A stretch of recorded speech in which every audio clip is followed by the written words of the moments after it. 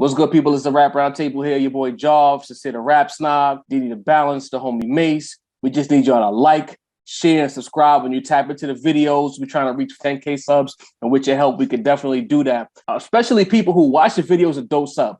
You watching, we appreciate it, but the subs help us run it up even more. For our people who are already sub, make sure you hit that bell right next to the subscribe option. Pick all. When you pick all, it allows us to feed you what you need to get from us immediately. If you don't hit all, you'll get it when YouTube decides to give it to you. But if you hit all, you get the streams, you get the community posts, you get our regular uploads, you get everything. Hit all, help us run these numbers up, 10K, build a Rap Roundtable brand. Tap in with us. Peace. The Rap Roundtable. Yes, sir. The most influential podcast Talk about it. on the internet. Yes, sir. New York's #1 podcast for all things hip-hop. And it's You not, heard it here first. and it's not close. It's not close. Nah. The I don't think numero so. uno New York podcast. We dragging that in 2023. Love it. It's the Rap Roundtable, episode 61. I remember for a change. I didn't have to ask this before we got on here. You know what I mean? It's good to be here. It's good to be recognized on the internet, fellas. Yes. It's good. It's really good to do things in an organic way, Word. not perpetrating any kind of frauds, right? No Facts. frauds. We do this for the love, and it's good to see people acknowledging us without having to be something else or Right. pretend to be something that you are not. Facts. Right? Talk Earnest. Right? The word is earnest. Earnest. Salute, I agree with that. It's a lot of earnest energy at the Rap Roundtable. I agree with Facts. that. We put on for y'all. Y'all curse us out. We listen to y'all. We make adjustments. We come back and we get better each and every time. And I'm feeling really good. It is crazy. This is foreshadowing. I like Listen, that, Joe. I like that. listen. The last segment of the night. Talk. Oh, really? Yeah. You on? Yeah. Oh, Whoa, I didn't even okay. know. We in sync. Okay. Okay, as usual. You know what I mean? Sin got the Draco loaded. It's your boy Jarv here alongside the Rap Snob. What up? What up? Alongside Dini the Balance. May the force be with you. Alongside the homie Mase. What's good, yeah? The Fantastic Four back on deck in the studio for the first time in over a month. Yes, sir. Word. It's good to be back. Yes. You can find the Rap Roundtable on Apple Podcasts, Spotify, YouTube, Instagram, Facebook, and Twitter. Huh? All over. We all over Twitter. This beat is produced by the best podcast producer in the world, the Rap Snob. He makes beats. Get acquainted if you ain't. He makes beats. Another one. Holla at me. Okay. Off the backboard. and if you need those beats, tap in with Sincere. Send us an email. Hit us on the DMs. DMs. And they're not free. It's gonna cost you. Gonna cost. Nah.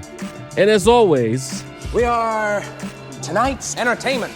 fellas, we've reached the end of the year, and like we do from year to year, we give out awards. In the past, we had categories, but this time around, instead of doing like some kind of like just here, we're gonna do it like award show style. Facts. Aha. The first annual Rap Roundtable Awards.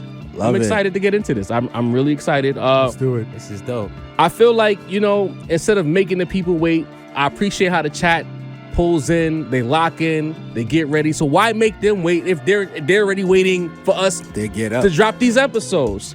So off the rip, Off the rip. Off the Because they're going to want to know. Rap MVP. Yeah. Oh. 2022, it's been the most barred up year in recent memory. This it's still you still get your bullshit music, but I would say as far as rapidy rap goes, this is the best year we've had in a long time. It's is been a a fact. really good year, man. Oh yeah. Epic. The streaming numbers aside, the fraudulence that Mase put on, we're gonna talk. Mase, you gotta get the light shined on you because your segment is one of the most favorite segments in Roundtable history. Broke down some shit, Mase. The streaming aside, the quality of music is there. But who is the MVP? So, we got to throw some. We did a Zoom where we got to talk about categories, but we left this one blank because I kind of wanted this one to be the conversation amongst us and, of course, the chat. Right? Right. The obvious answer that the chat is going to throw out there is Nas. We know that. Yes. You think? Yeah. Yeah. You think so? Yeah, Wow, bro. Big surprise. Do we have a lot of Nas Nas. fans watching? Nas is an MVP Perhaps. candidate. Right? Who else in 2022 deserves to be in that conversation before we make it? Go ahead, Sin. Who's that, Sin? Who is it? Who you got, Sin? Kendrick, man. Come on, man. Kendrick got to be in there. Fuck out of here. Kendrick got to be in the conversation, bro. Kendrick Lamar's an MVP candidate. All right. All right, thanks. Absolutely. Outside of the obvious, who else, Mase? OVO team president. I gotta go throw Drake in there. I'm sorry. Drake is an MVP And Drake candidate. is an MVP candidate this year. I'm sorry. What are you talking He about? dropped one of his best albums in years. He brought 21 to the forefront. He actually came back with a better album than the terrible album he did. Something we were hoping Kendrick would do. You know what I mean? So I'm tossing Drake's name in there for the MVP. Oof. Drake. Drake. I think when we like balance it out, average it out, Honestly Nevermind was such a doo-doo album. Like it was so far in the negative that It was bad. Her Loss, by the time Her Loss came around, I was like, all right, this is a dope album. But when you even it out, it evens out to like 0, bro. Drake is not an MVP candidate, bro. Come on. You know, I tried, guys. now that's not even going on the ballot. I'm sorry, man. Don't disrespect. You're allowed to pick again if you like. We're not putting Drake. Drake is not an MVP this year. Well, another MVP candidate, an actual dark horse MVP candidate. Okay. I gotta throw Ransom in there personally. That's not bad. Another Okay. multi-album candidate. Now we talking. That's not bad. Another Lyricist of the Year candidate. Somebody who I don't think many people would have thought had been in an MVP convo, but Really strong here year. we are. Heavy year. Really strong year. I could throw Freddie in there. Yeah, Freddie. Are you throwing him in there? Freddie's had an immaculate year, man. I like He's had that. an amazing I like that. year. He's been doing some real good things in the game. So shout out to Gibber. Yeah. My MVP candidate, I'm gonna say 21 Savage. Wow. Interesting. I feel like I'm allowed to pick 21 because we got the obvious picks out the way. Mase had to take a drink after he heard 21. 21. I feel like after Nas and Kendrick, you could really flip a coin with some of these guys. Pusha-T, you could argue maybe, but I felt like it's almost dry to live up to the hype that he created for himself. But I think 21 Savage is an MVP candidate because he was one of the most clickable artists of the year. Yes. And he resuscitated Drake's career. Ooh, resuscitated. Resuscitated. That's a strong word.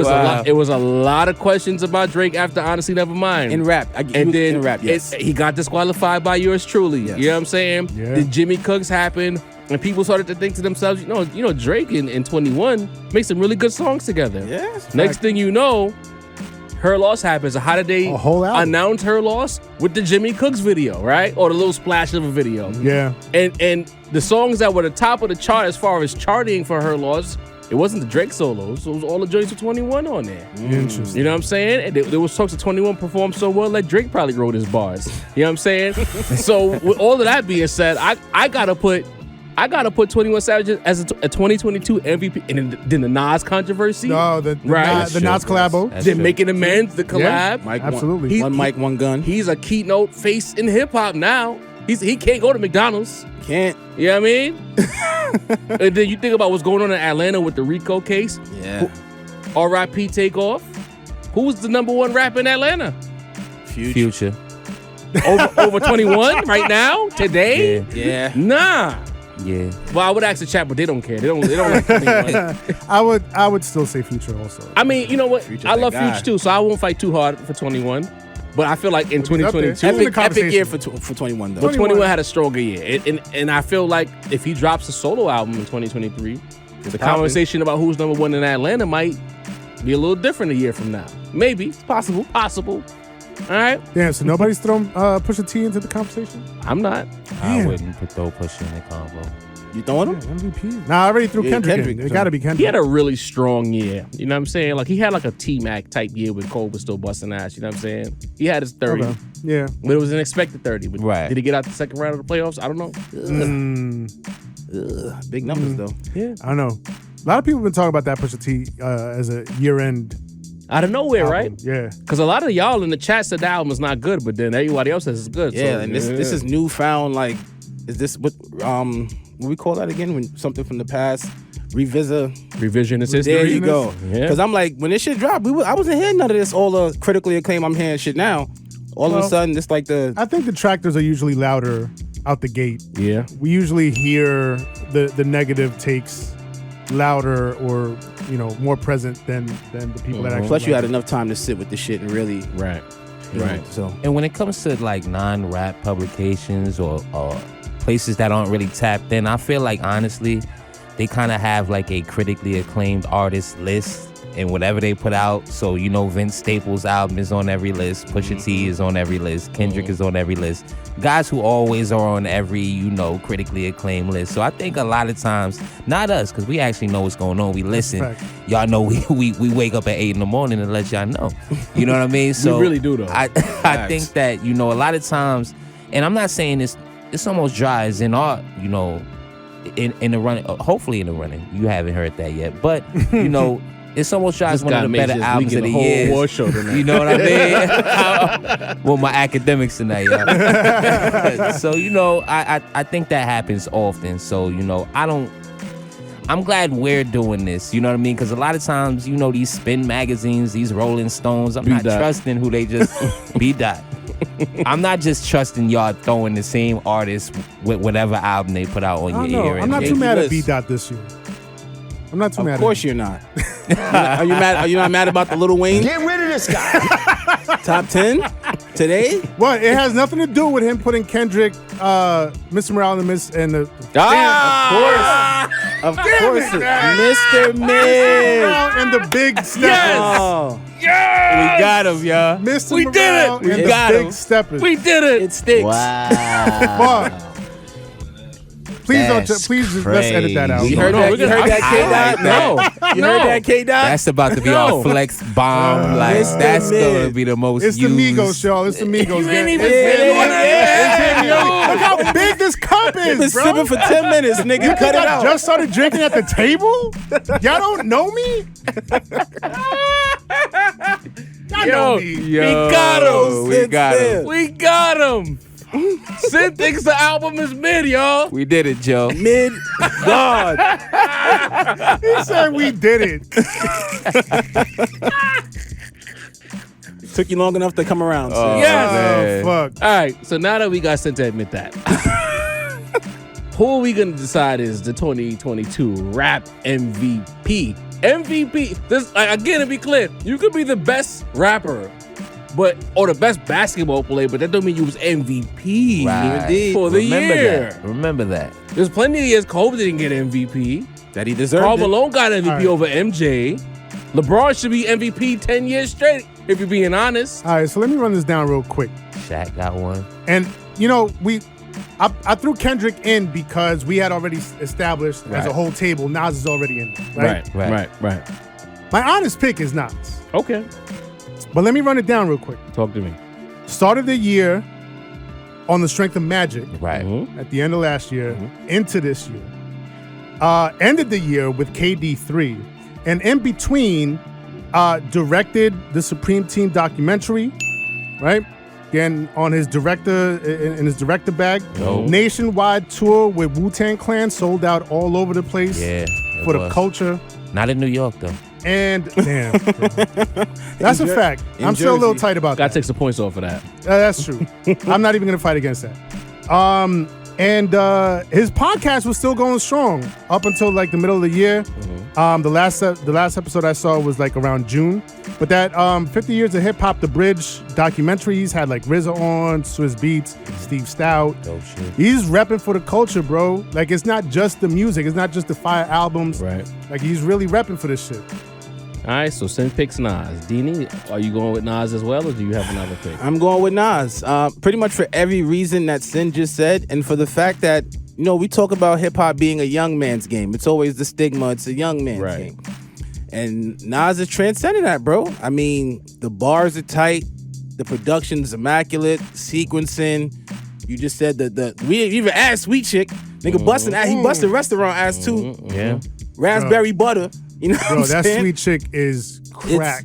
But yeah, just musically, bro, like the synergy him and Hit Boy's been having this year, just like you said, Magic was literally like a year from tomorrow. Yeah. Right. You know what I'm saying? So that just crept into the right before the Exactly. 2022. So Right. coming off that energy, coming into KD3, he was doing his own shit too, Easy. Announced that he did the beat for Easy. Right. Right? Yeah. He did the shit Fontaine with Currency. Yeah. So I mean, Escobar's out here, bro. Yes, sir. Mase? I mean, personally, OG podcaster Bill Simmons, he used to have his old MVP columns. Inspiration to me and Job, low key. Oh, hell yeah. And one of his caveats about the MVP is like, in 30 years, who's going to be the first name that pops up when you think about that season? And basically, it's Nas, bro. Like, I'm not the Nas stan, but I got to keep it a buck. All the things my guys have listed, on top of the moment with 21, you know what I mean? The critically acclaimed album, like, come on now. When you think of this season, you're gonna think of Nas, just like Sin said. He came off of Magic. So we was listening to Magic the whole first quarter 2022. You know what I mean? Then we had the anticipation period. Then we had the is he gonna, is he not? Like, think about when the joint with him and Preem dropped. Then how that had an internet aflame. Everybody was just waiting on it. You know what I mean? He kind of had the year in the chokehold. He had the young rappers professing his love for him, fighting each other over him. You know what I mean? So shout to Nas. But when I think about 2022, that's going to be the first guy I think of. And to piggyback off of what Mase said about, OG podcaster Bill Simmons, of course, like 30 years from now, you think about 2022 in hip hop, who are you going to talk about? Who's the person who ran the culture? Who was the clickable item? Who's the person putting up 30? Whatever analogy you want to use, right? Then with all of that said, then the answer is Kendrick Lamar. He's the MVP of 2022. You know what I mean? Like I know Nas fans, I know.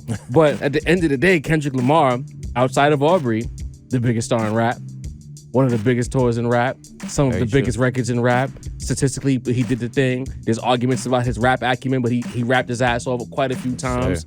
You go on every social media platform there is. The stats are there. The lists are coming out right now. Sin shared them in the chat. The critical acclaim is there, even if some of us call it mid. Second highest first week sales. Sin called it mid. You know what I'm saying? He did, guys. But Job is a flub. But Job is a fair man. Even if it is a little mid, to me, Kendrick is the MVP. Now, I'm going to fall back and let my brothers outvote me 3-1. So, Nas is the MVP. Nas is the MVP. The first accolade of the Rap Roundtable Awards, MVP, goes to Nasir Jones, although it's not a unanimous MVP Not for the Rap unanimous, Roundtable. but a win nonetheless. A win nonetheless. Now, don't go anywhere, y'all. Before y'all move on. Wait, let's throw a cheer for. Oh, you want to do the applause? All right, there ain't no wrong with that. Salute to Nas. Escobar season. Shout to Nas, man. It's really been Escobar season. Hell of a season. So I want to let y'all know, we have a few more categories to get to. We just wanted to get right into the MVP discussion, but we also have Album of the Year on deck. We also have Verse of the Year, non-feature on deck.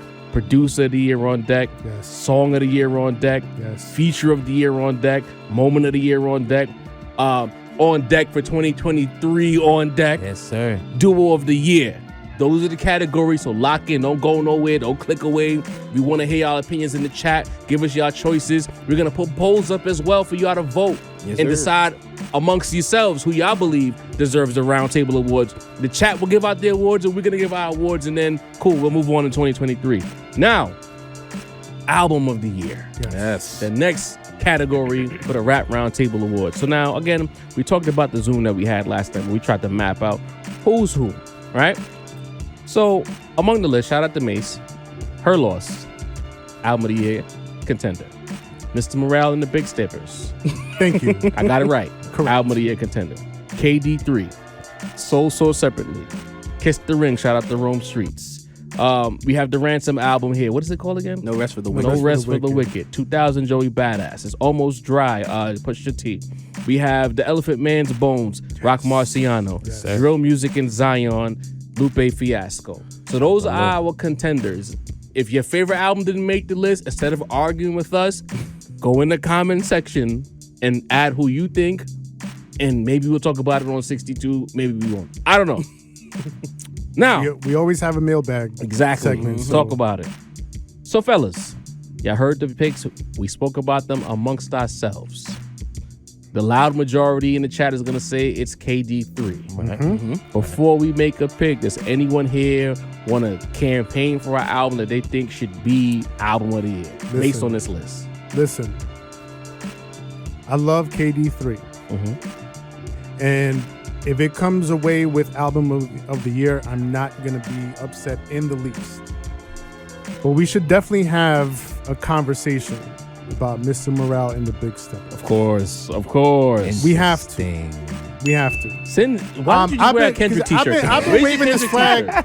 I've been waving the flag for this album since it dropped, and nobody at this table wanted to listen to me. They thought I was crazy. Right. Now all of a sudden, still do. B. Dot is coming out here and crowning it the album of the year. Hip Hop DX. Shouts to Hip Hop DX. Hip Hop DX. You said B. Dot.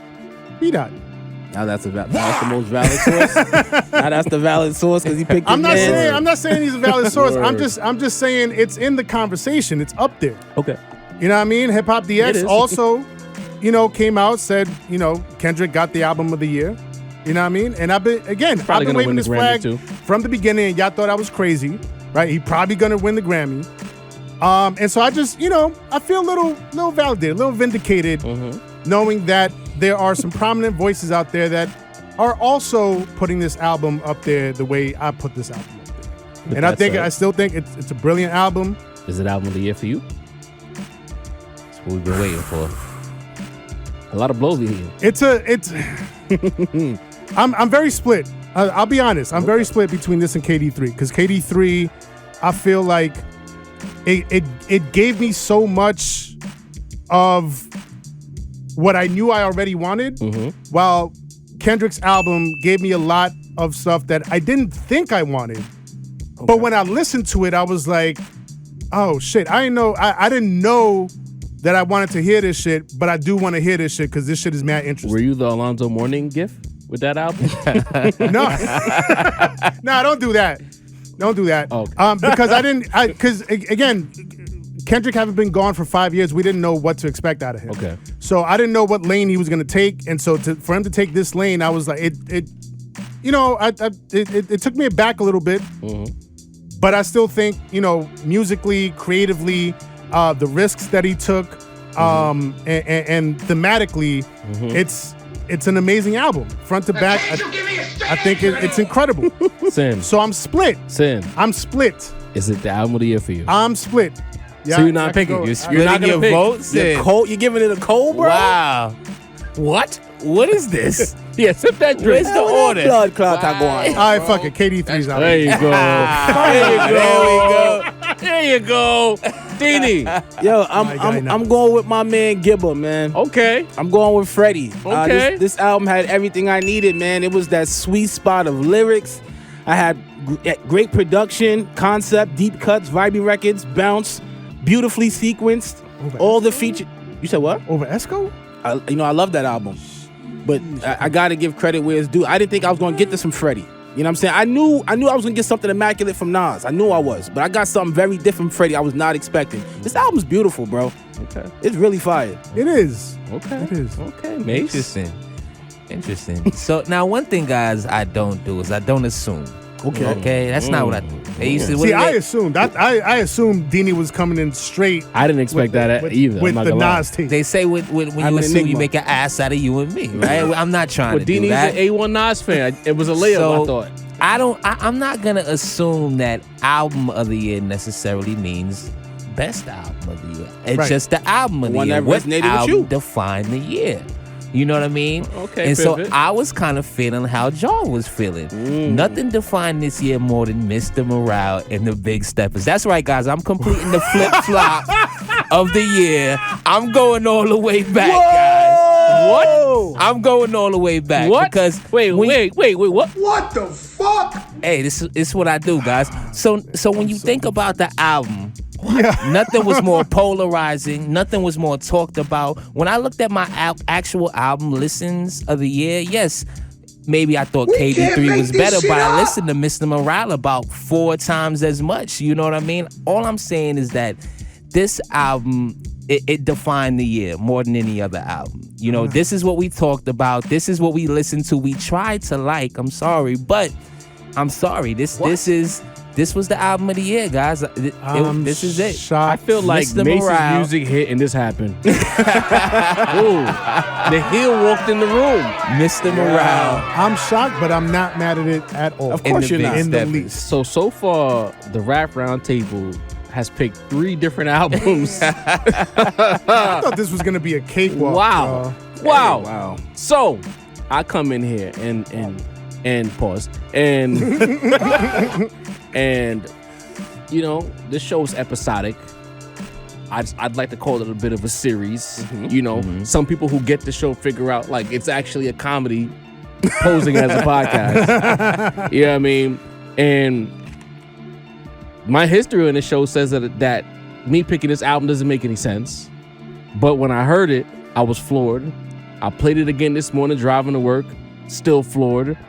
I can't, you know how you put an album on and you try to go pick a song and say, I'm just gonna listen to this song.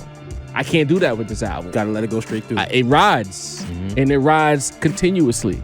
It's like you know, you get a nice little harlot, and she's good at riding. You know what I mean? Damn it, man. Wow.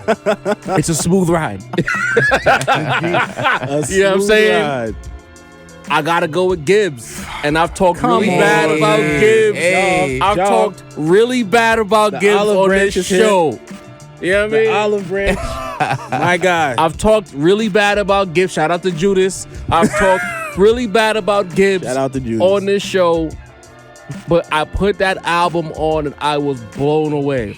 Sonically, lyrically, conceptually. I'm upset, y'all. It had everything that if Jav was still in his music bag, this is the album I would make.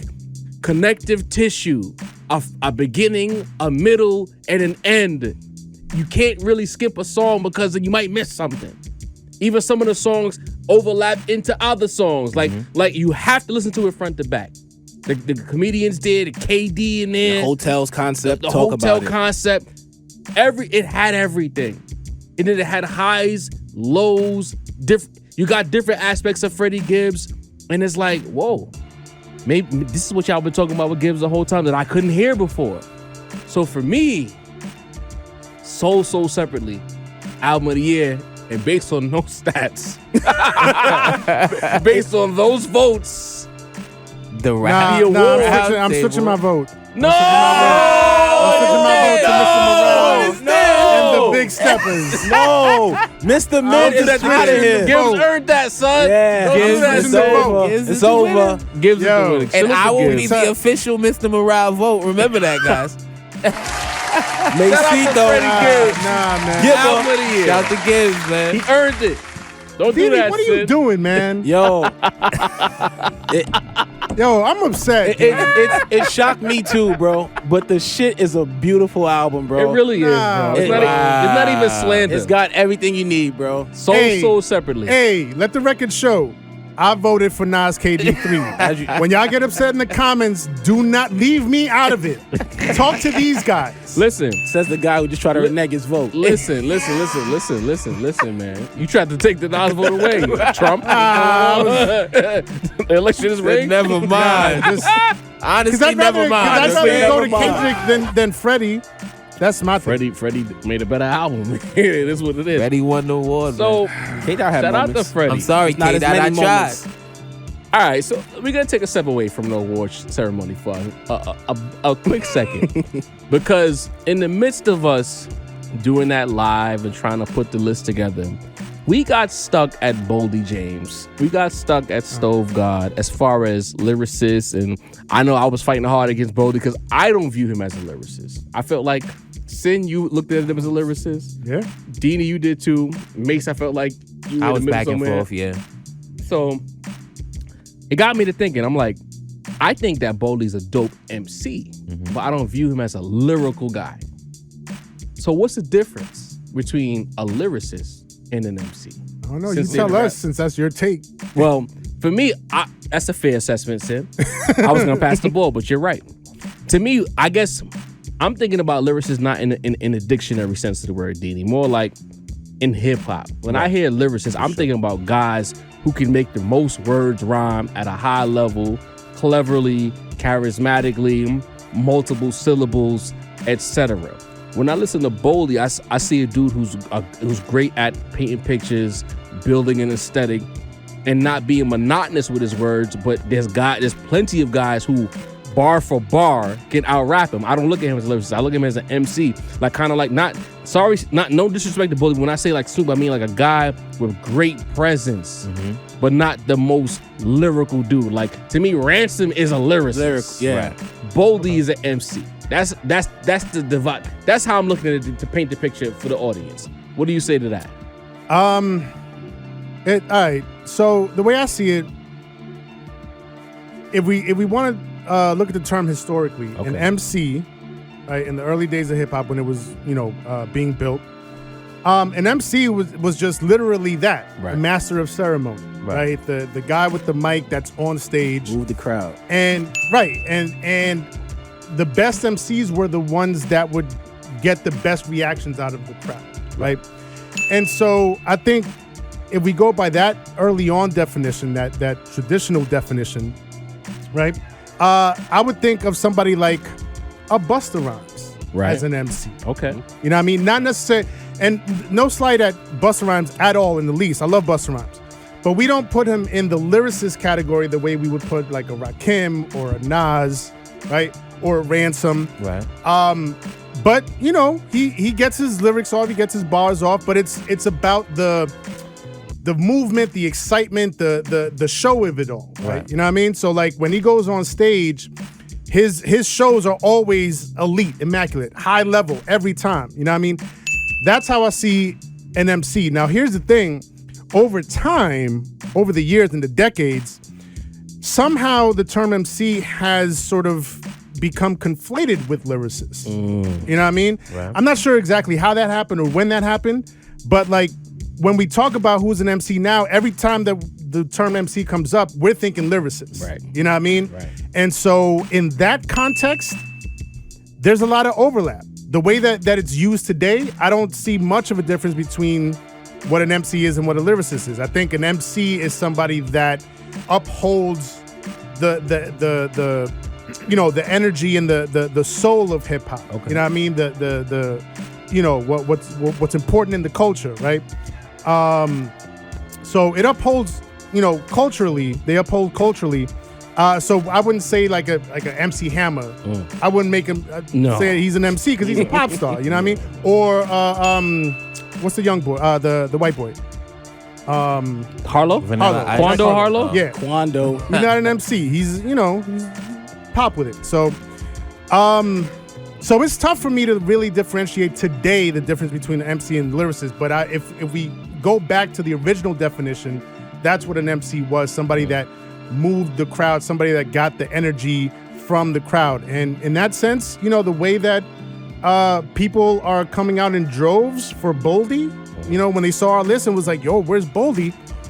We got to put him in I would put him in the MC category for sure. That's fair. Okay. And so to even muddy it up a little bit even more, and Sin has kind of touched on what I was going to get into. I remember the argument when I was like becoming, the hardcore hip hop fan actually being between an MC and a rapper. With all credit to the legendary DJ Clark Kent for being the one who kind of threw that idea out there. So when we get even deeper into it, the MC lyricist conversation, I look at it as MC being the middle ground between what a rapper is. So Sin mentioned the MC Hammers, the Jack Harlows, even the Puffies, the Dre's, or Drakes, the ones who can perform but don't necessarily write the joints. Right. You know what I mean? We get to an MC, I'm thinking of Biggie Smalls. I'm thinking a Jay-Z. You know what I mean? Somebody who they can get into their rap bag, they can get into their lyricist bag, but they're actually in the middle point of what a pop and a hardcore rapper would be. You know what I mean? So I actually think there's three different, ways you can describe somebody who performs rap music, hip hop music. Okay. And lyricists getting into our Immortal Technique bags. You know what I mean? Our Tech 9 bags, our Royce the 5'9" bags. Guys who they may forsake the musicality of it all. Credit where it's due. You know what I mean? The musicality of it all. But they're the guys who us on the message board days was reading their lyrics. You know what I mean? Before the Genius came out. You know what I mean? So that's what and not to make a lyricist seem like they don't know how to make music. Right. But to me, I was about to ask. No, absolutely not. But I think an MC is actually a lyricist who can rap. You know what I mean? So I think that's why I A was lyricist saying who can perform. yes. At a So high that's level. why I say there's an extended definition of it all. That an MC can actually be a lyricist, but they can actually perform the way a rapper could. You know what I mean? That's dope. Yeah, that's actually really dope. Like, it's basically a tier.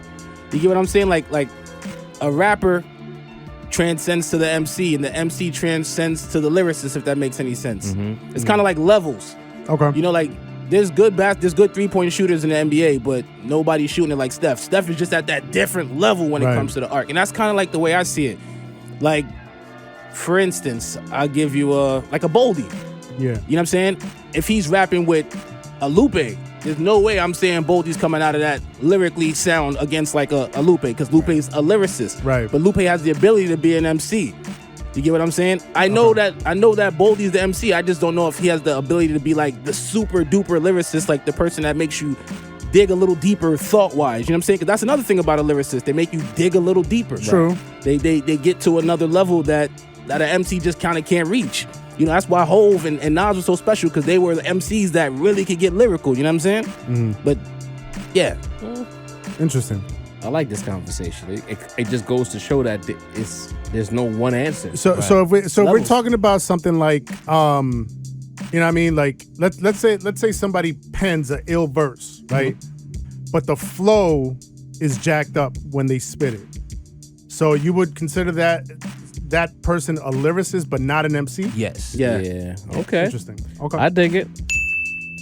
Well, that's what I mean. So to bring it full circle, when I listen to Boldy, I'm like, Dini landed it. You put Boldy next to a Lupe, a Ransom, shit, Rome Streets, Pusha-T. Is he coming out of there victorious? I don't think so. Nah. You know, and that's when we made our list about top 10 lyricists. It was like, a lot of people were like, you know, we'll get into that later, but like, where's Boldy? This is not a slight. We had in our top rappers. He makes great music. We had him as an honorable mention because we looked at Boldy as a guy who's right there. Yeah. You know what I mean? But very talented. When you put him against shoguns or guys who are potential shoguns, that's not his weight class. It's a little different. You asking a welterweight to move up to middleweight while still having the body of a welterweight. I don't think he's that. Yeah. You know what I mean? But I wanted to talk about that with y'all. Chat, of course, in the chat. Give us your ideas of the difference between MC and lyricist, because this is a dope conversation, and I'm pretty sure we're gonna give it more time in 2023. For sure. However, speaking about lyricists and MCs and things of that nature, we have our next award show topic. Verse of the Year, non-feature. So we decided as a team that we wanted to separate the feature verses from the guys who performed on their project solo, so that everyone could get their just due, instead of combining everything and certain verses getting overshadowed. Right. So I'm going to get back to the category. So verse of the year, we kept it really simple. Nominated was Kendrick Lamar, The Heart Part 5, verse 2. Nice. Thun from Nas, verse 2. Yeah. I personally picked Lupe, Fiasco, Rappers Die Too Much, the entire song. I felt like that was a hell of a performance.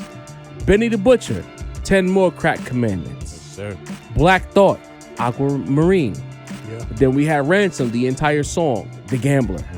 These are our nominations. Again, y'all don't have to agree with us. These are 4 opinions, and we just felt like these are the songs. Like, as solo acts, these guys flexed their abilities as rappers, MCs, lyricists to the highest levels. If you disagree, feel free to tell us what songs you felt should be nominated. We'll talk about it later. So now, fellas, now that we have those nominated, oh, I'm sorry, Mark Hami. I forgot about Mark Hami. Shukran Don. I felt like he got off on that. Like, to me, Dollar Menu 4, I've been telling y'all all year. He has, for Dollar sure. Menu 4 is a lot of high quality rap. Y'all playing if y'all ain't listened to it yet. So now, we got all the nominees out there.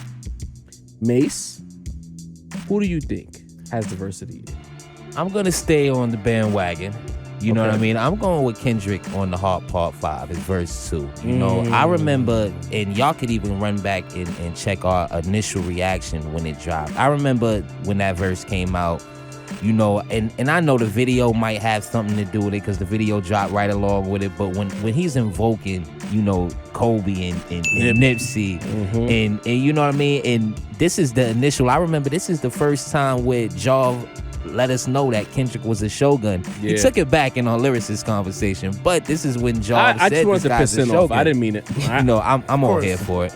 But, I feel like this is what made us feel like, this Mr. Morale is coming. We need to get ready for this. You know what I mean? So that verse more than that non-feature verse meant more to me than any other verse this year. Wow. Mase really just a turncoat. You can't trust this guy. You can't do it. Respect it. Vince McMahon in the flesh. Yes, sir. Sin, would you do the honors? Also Kendrick, the Heart Part 5. Wow. Interesting. You can no. Yeah, you copped out, bro. You got to say that yourself, bro, with your whole chest. Go ahead, with your whole chest, bro. I don't feel as proud to say it as Mase Come does. on, man. But Kendrick Lamar, the Heart Part 5, verse 2. PG Dean. I like it. I mean, the like you said, the way he invoked Cole, I still see the fucking shit on the finger, bro. Like it was a deep verse. I can't trust you niggas. Yo, Not one bit, yo. Let's do it. Let's talk about it. We go where the facts go, Job. You know how we do. It's a hard life. Sincere. This is another really tough category, man, because I love Kendrick. I love the Heart Part 5. There's a lot of verses on that Kendrick album I'll put up there too. Yeah. To me, We Cry Together, the magnum opus as far as like writing that whole song, that's him. Yeah. Go ahead, but I'm sorry. Worldwide Steppers too. Crazy. N95. N95, crazy. A lot of Nas verses I would put up there too. Thun is definitely up there, especially with the mention of the history with him and Jay. You know what I mean? That's a cultural moment. And the fact that our chat pointed out that these guys are still sparring, for sure. Still keeping the pen sharp. But I'm gonna have to keep it honest with myself. I have to go with Ransom the Gambler. Can't back a rat. Right. And the reason for that is because I remember when we did the Ransom reaction to the album, I lost my mind about this verse. Yeah. And to this day, I'm still the whole theme of gambling throughout the whole verse is immaculate, right? And that back a rat line still sticks with me to this day. I'm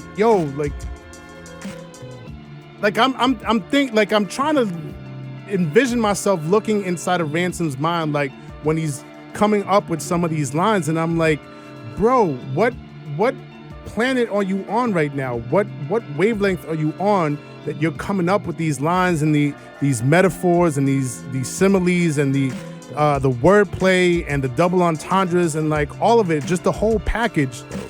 Pause. Ransom the Gambler, elite bars, elite lyricism. I like that. My verse of the year. Okay. That's a good pick, man. So, I like that you guys picked Kendrick Lamar because I got to give Kendrick Lamar his due. In my opinion, I feel like when Kendrick Lamar gets downhill lyrically, he's one of the most unstoppable rappers ever. He has this thing where it's he'll build up the momentum and then he gets downhill and it's just like an avalanche of bars. Even N95, the second verse of N95 is kind of similar where he gets downhill and it's an avalanche of bars, flow, voices, charisma, cadence, energy. Again, I mess with Sin a lot because it's funny, but Kendrick Lamar is really good at rapping. Yes. And when he gets downhill, to me, when I go back to the Black and the Berry, that was the first time I could say I personally experienced when Kendrick gets downhill, you can't do nothing with him. You know what I'm saying? Even the Control verse, to a certain degree, even though I think Big Sean had the better verse, when Kendrick gets downhill, even if he's not saying much, the way he puts it together is whoa. If I'm a rapper and I gotta battle this guy, what am I gonna say back? He's a lyricist, The real Hard Part lyricist. 4 was like that. Right. Y'all remember that? So the Hard Part 5, the second verse is this guy, bro. Yeah, it was different. Yeah, He man. found a pocket, went completely insane, and it was what's up with this dude? What, if you're gonna take 5 years off, that's how you're supposed to come back. That's a how I fact. look at that. Right. Well, even with all of that said, there's only one guy who deserves verse of the year, and it's honestly, we nominated this song because of how ridiculous the concept of the song was, and the fact that he stayed within concept throughout the song. But you could really close your eyes and just go through his whole 2022 catalog and pick any song, and it's him, right? We go back to the 18 with Hitchcock, and it's like, I was a Hitchcock guy, but I always knew Ransom was nice. And The Gambler, concept, metaphors, similes, and it's like, there's literally no effort. Like, some guys you could tell they're trying hard. Like, Ransom raps like, I can just shoot fadeaways all night. Yeah. You can't do nothing with it. Morning work for him, man. It's like easy. It's appropriate that KD is a fan because he's like a rap KD. Like, He you can can't shoot over stop the- him from scoring, bro. Like, I go to the Knicks for a second. I knew Kristaps Porzingis wasn't it when he couldn't shoot a fadeaway over the left shoulder. I don't know who I hit up about that, but I was like, he's not it, because he can only shoot the fadeaway going right. He can't go over the left side. Ransom is fade away from the left side, fade away from the right side, spin back, jab step at the elbow, pull up, wet. Oh, you want the 3-0? Wet. How you want it? First step, layup. How you want it? Float in his bag. Float game, man. Wet.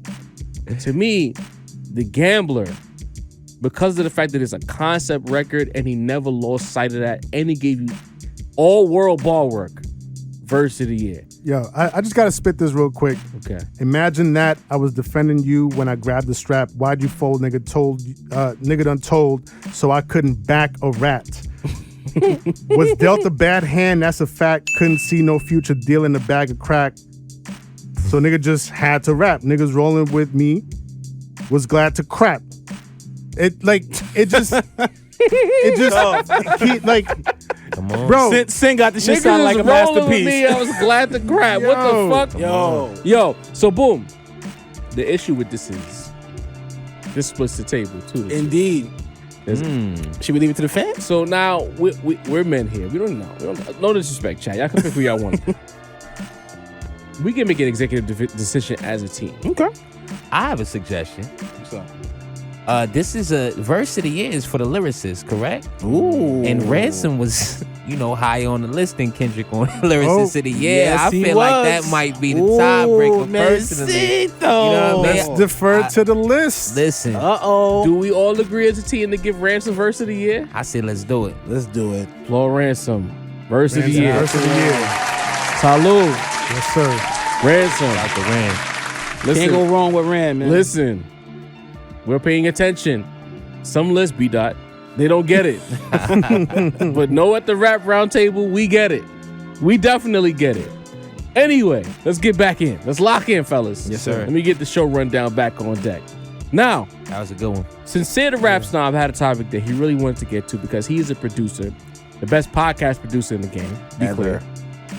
DJ Quik has some comments about his position in the hip hop hierarchy as far as producer goes, and he name dropped Dr. Dre along the way. Sincere the Rap Snob, Yes, sir.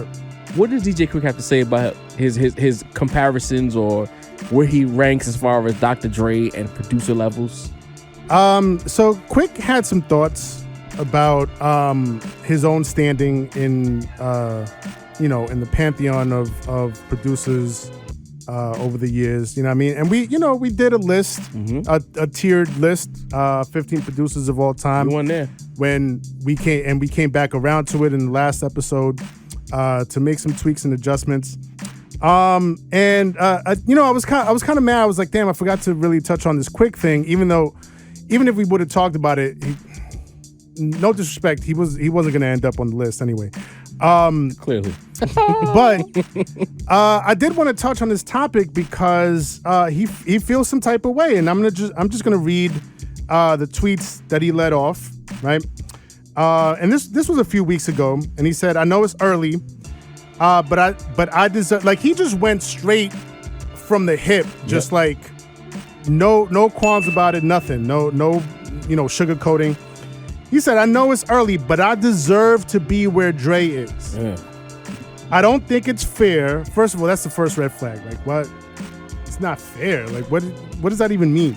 But I understand why. Keep getting away with this. I've never had a machine bro. behind me. That's crazy, bro.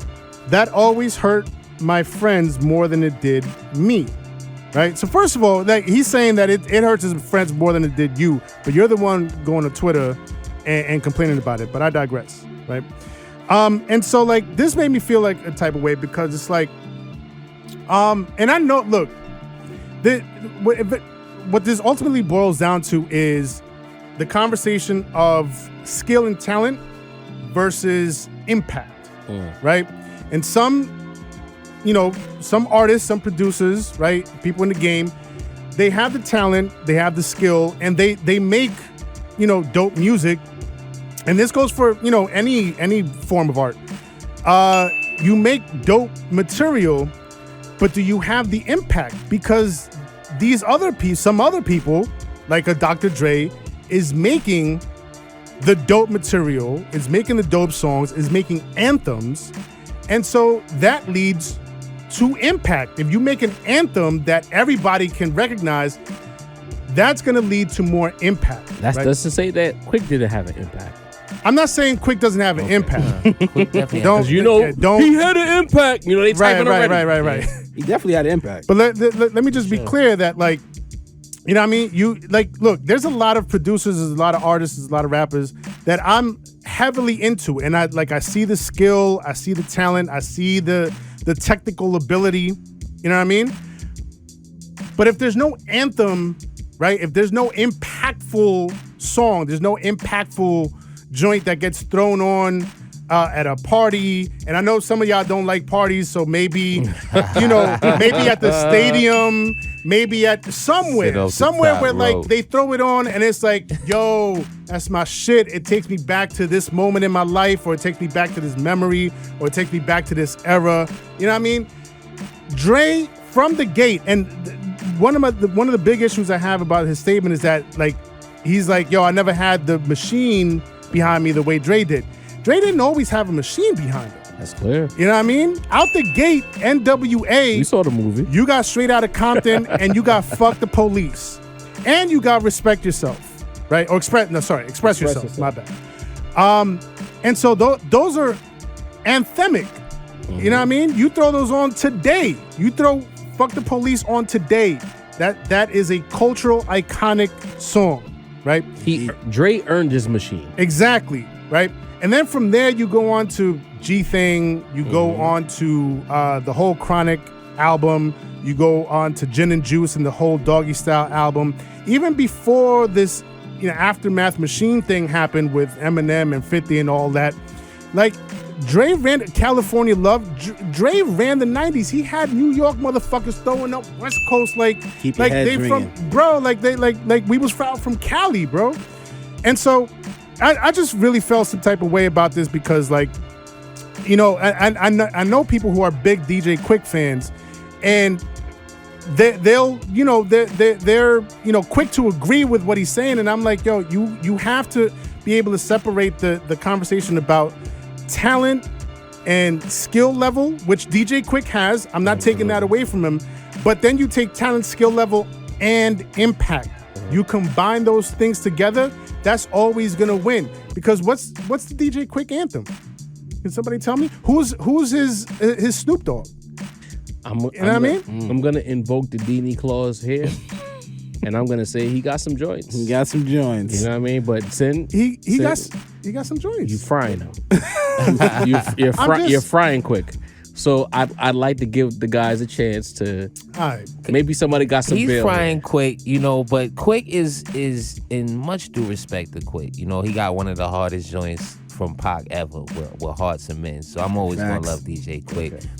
But I feel like, and as a person who grew up kind of within the internet culture, Quik was always one of those guys that, like, they brought up when they want you to get past the surface level of, of rap and producing and shit like that. So it's like, but at the end of the day, you always have to remember, like, within hip hop, like, even though DJ Quik, a West Coast, a person who loves West Coast music may love him more, but Dr. Dre is just more universal. You understand? There's Quiks and there's Dr. Dre's. There's Manny Freshes and there's Pharrell's. You know what I mean? There's Pete Rocks and there's Puffy's. You feel what I'm saying? There's somebody who, if you love that type of music more, you're gonna be like, no, this is that shit right here. You know what I mean? But there's always a producer who has a broader appeal, a more worldwide sound. Just like Sin said, could DJ Quik go find an Eminem? You know what I mean? Could he go find a 50 Cent? You know what I mean? So it's not just the actual beats you making, it's the eye you have. Dr. Dre took Mailman under the wing, took Scott Storch under the wing. He done made stars out of dudes you would have never heard of. You feel what I'm saying? So it's, much respect to Quik because he is talented. He is a great, he is, somebody that if you love hip hop, you need to know who the fuck DJ Quik is. But,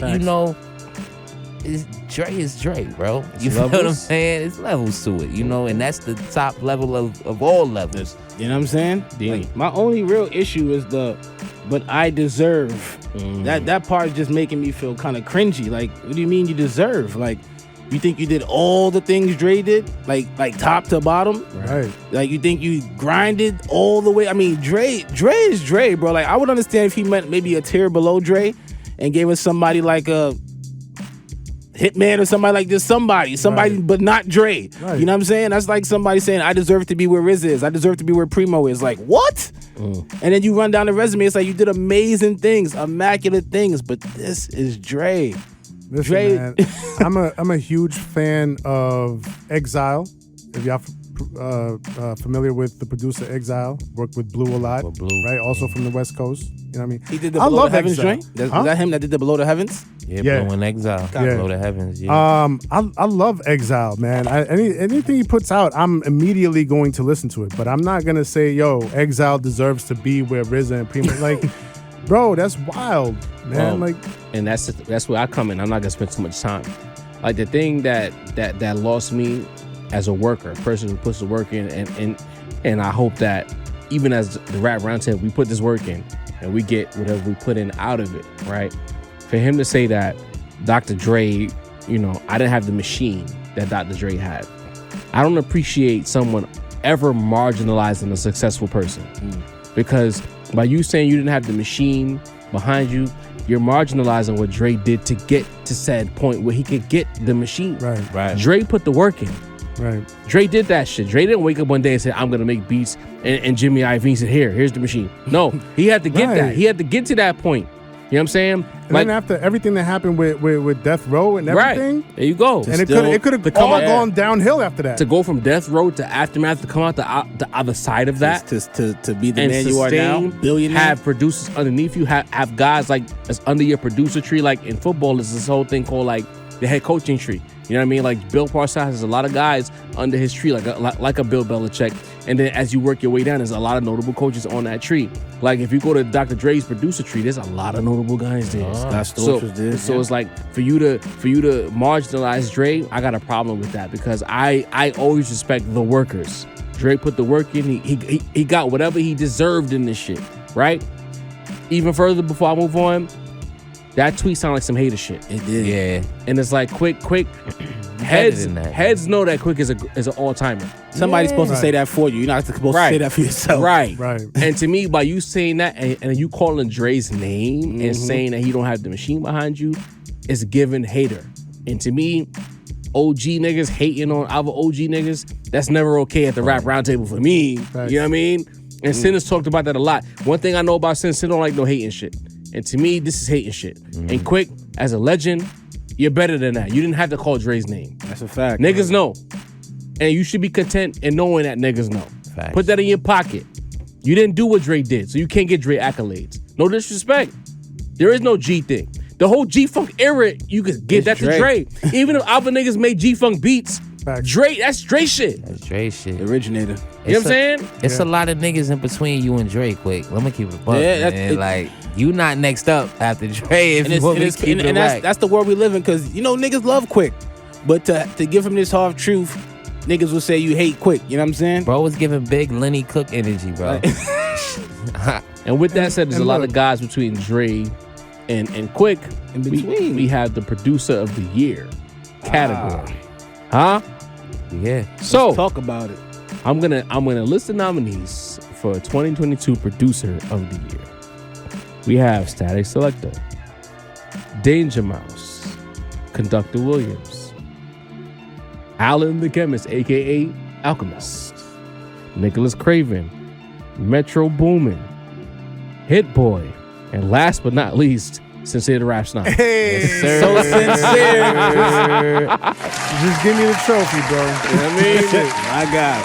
Take that shit and walk the fuck on out. You know what I mean? I feel like as the space has gotten back to the bars, maybe I'm tripping, but I feel like the era of the producer-driven narrative is not as prominent as it was before. Like, Right. it's more of a symbiotic relationship between the rapper and the producer. Agreed. So I feel like this year is not as cut and dry who the producer of the year is. Maybe I'm wrong. Chat, you could tell me. You know what I mean? I'm okay with that. Who's even considered a super producer now? Because Boom.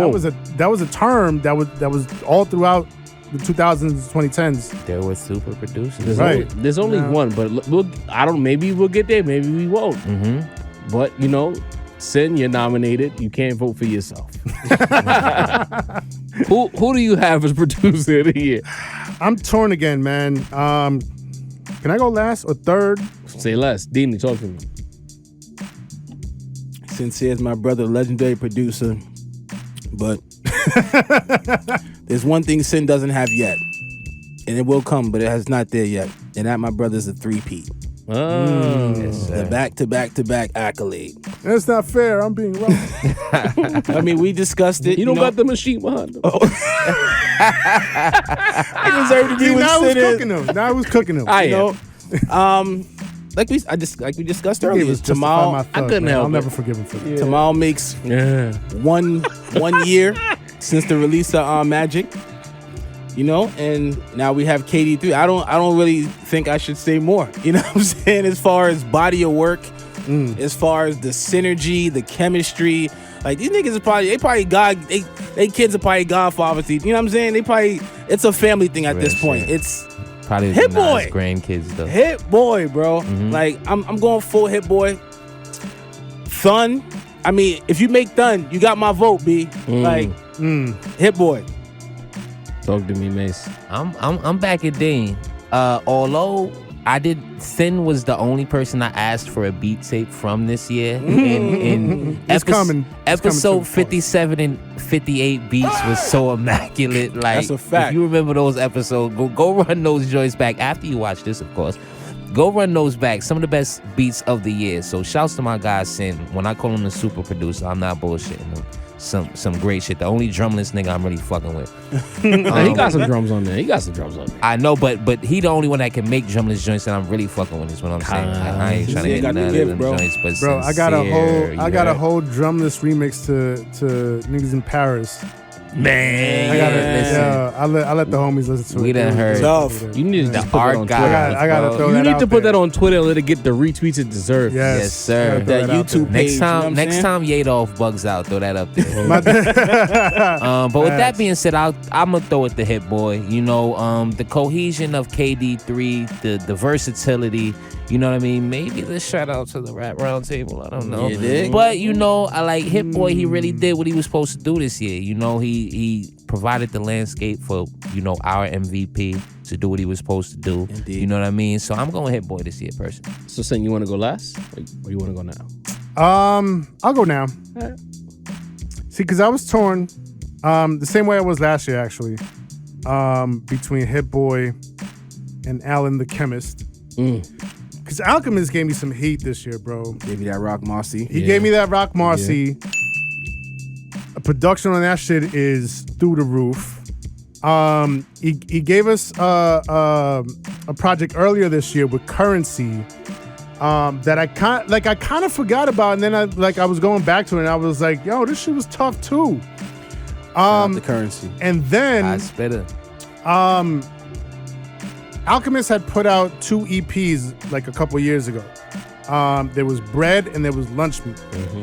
And now he put both of those projects together and repackaged them into a full-length project that he re-released this year. So it's old stuff, but he's putting it back out. These are 2 of my favorite Alchemist projects in recent memory, in recent years.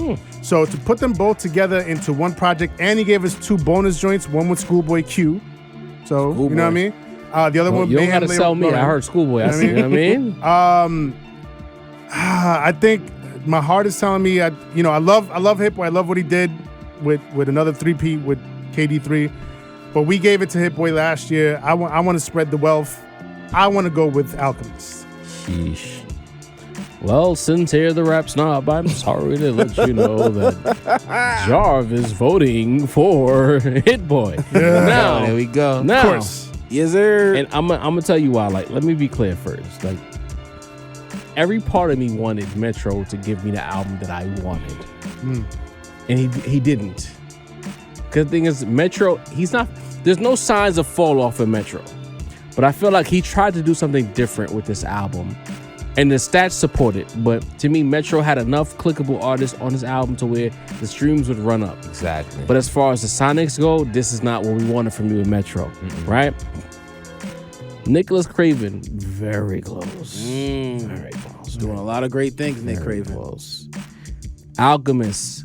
If Alchemist produced the entire Tana Talk 4, I might have given it to Alan. I'm not gonna lie to you. But the fact that he split the wealth with Alan and Derringer changed the dynamic of that album. On the Rap Roundtable, I said on that album that to me, like, that showed that there's levels between what Derringer does and what Alchemist does. But Alchemist, the Sonics on Alchemist is such a meticulous He's producer, different, bro. Like, you could tell it's one thing Sin always talks about is attention to detail. And Alchemist has so much attention to detail with his sounds that he makes scores. He doesn't make beats. He makes scores. They're like movie scenes. Derringer to me makes beats. Alchemist makes scores. Yeah. Exactly. You know what I'm saying? To me, Hit Boy, to bring this whole segment full circle, to me, he's the closest thing we have, if not period, to a super producer. Why I say that? Because Alchemist can give you a burden of proof, right? I can do what Griselda does at a high level. It sounds like Just Blaze I reincarnated. mean, Hit Boy. Hit Boy, who I said? You said Alchemist. I'm sorry. Yeah. The Migos. The He's hitting. Migos. Hit Boy can do what Just Blaze does. He can make a trap beat. He can make a pop rap beat.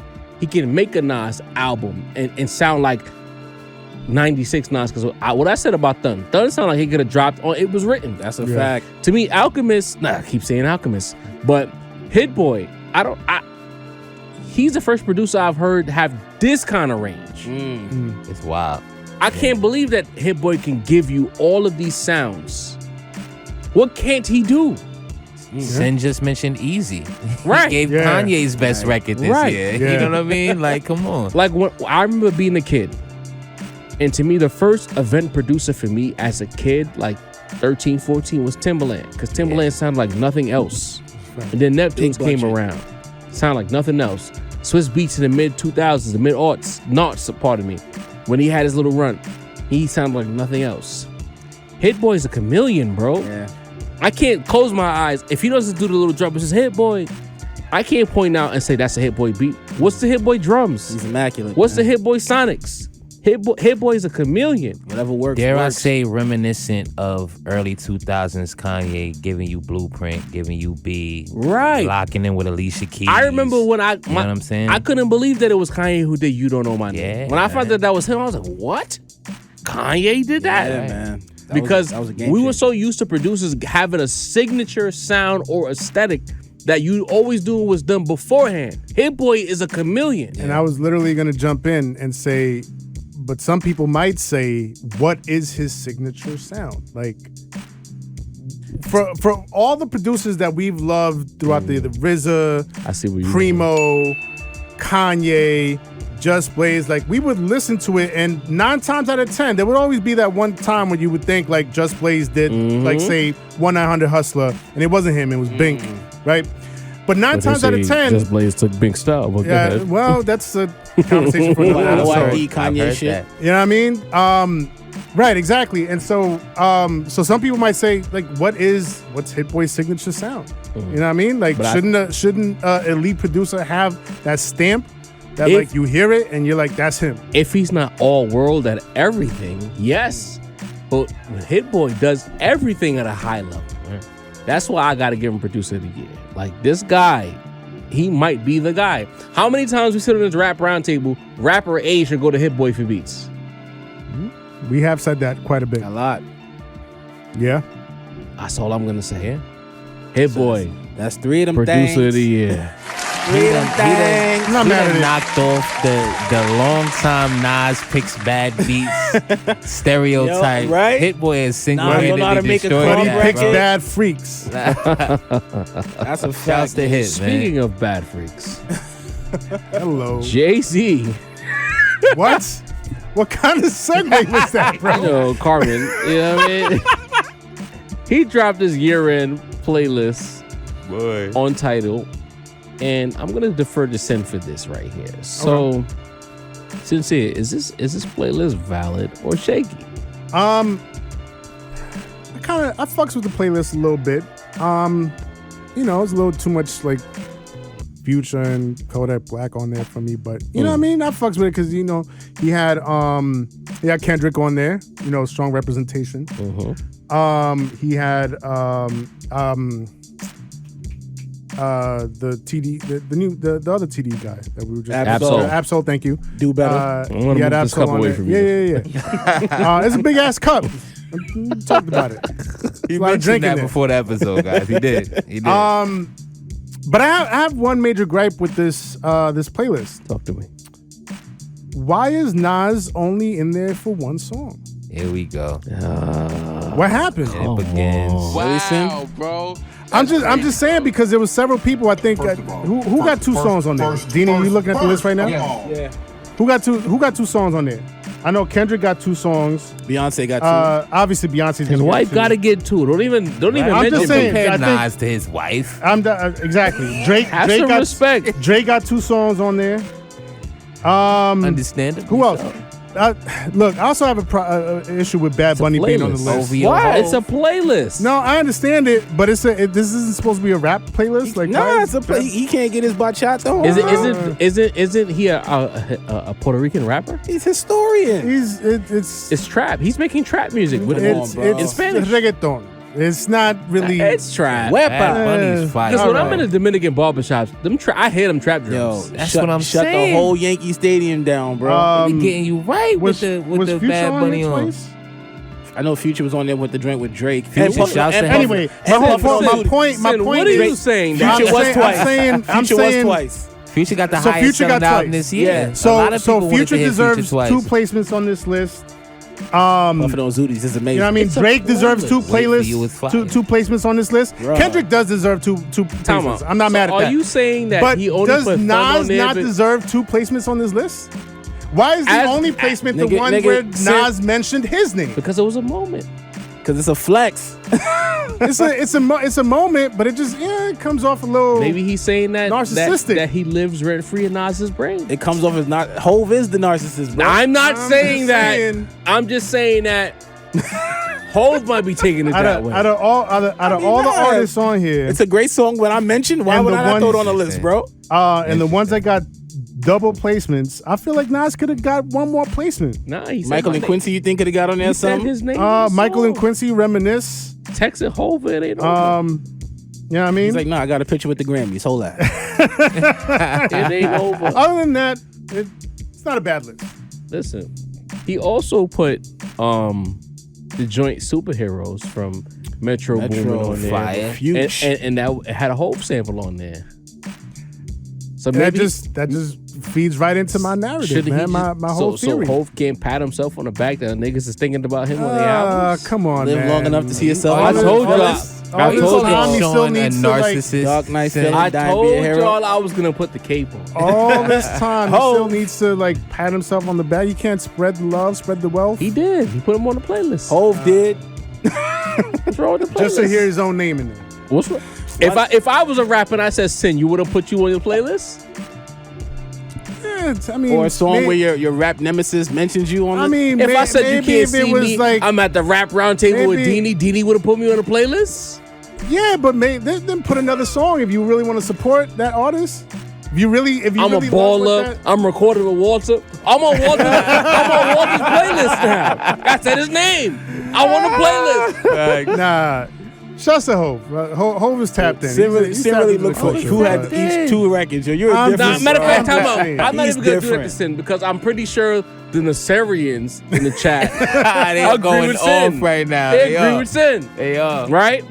But with that said, we have another topic. We have song of the year.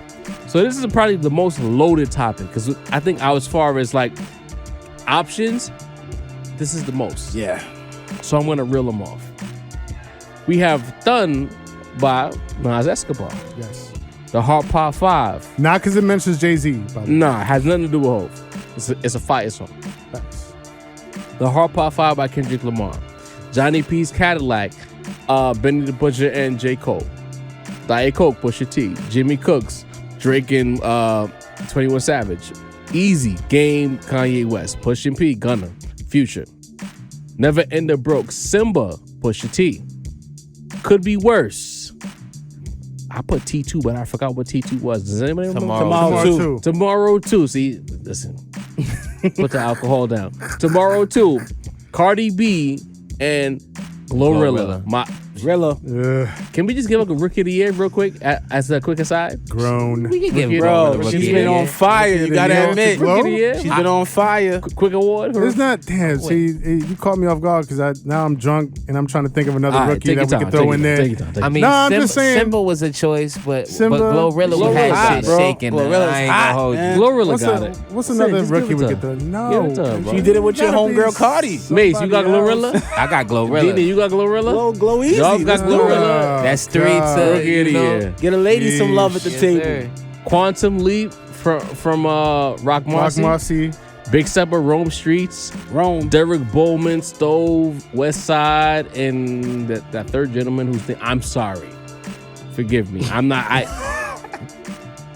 Let's see, these is big cups. But Pause. we love Derek Bowman because Stove really went crazy more than anything else. Free Quano from Rowdy Rebel, to Space Rowdy. Rabbit from Freddie Gibbs, Compromised. That was who was it? Ransom. Ransom. Nick Craven joined off from No West for the Wicked. N95, Kendrick Lamar. Yes, sir. Just Wanna Rock, another song on there. Uzi. So It's a long ass list. Yo, it's like a lot of nominations. Yeah. I'm gonna count this. 1, 2, 3, 4, 5, 6, 7, 8, 9, 10, 11, 12, 13, 14, 15, 16, 18 songs. 18 songs. It was a good year, y'all. Y'all was doing your thing. And listen, that to the theory rap that game. like every 4 years is a big year because 2018 was a big year. Yeah. Yeah. And now it it's was. 2022, another big year. You know what I mean? 94 to 98, big years. I You know, remember 2002, we was year. outside for the first time. I in a just feel minute. like with the bars back, we kind of talked about it in 2020, 2021, now 2022. With bars back, there's just more options for good songs. Yeah. Yeah. 18 songs in this category. Crazy. Sheesh. I don't. Hold up. Has this out. Nas won anything tonight? Oh, MVP. You got MVP. MVP. Okay, all right.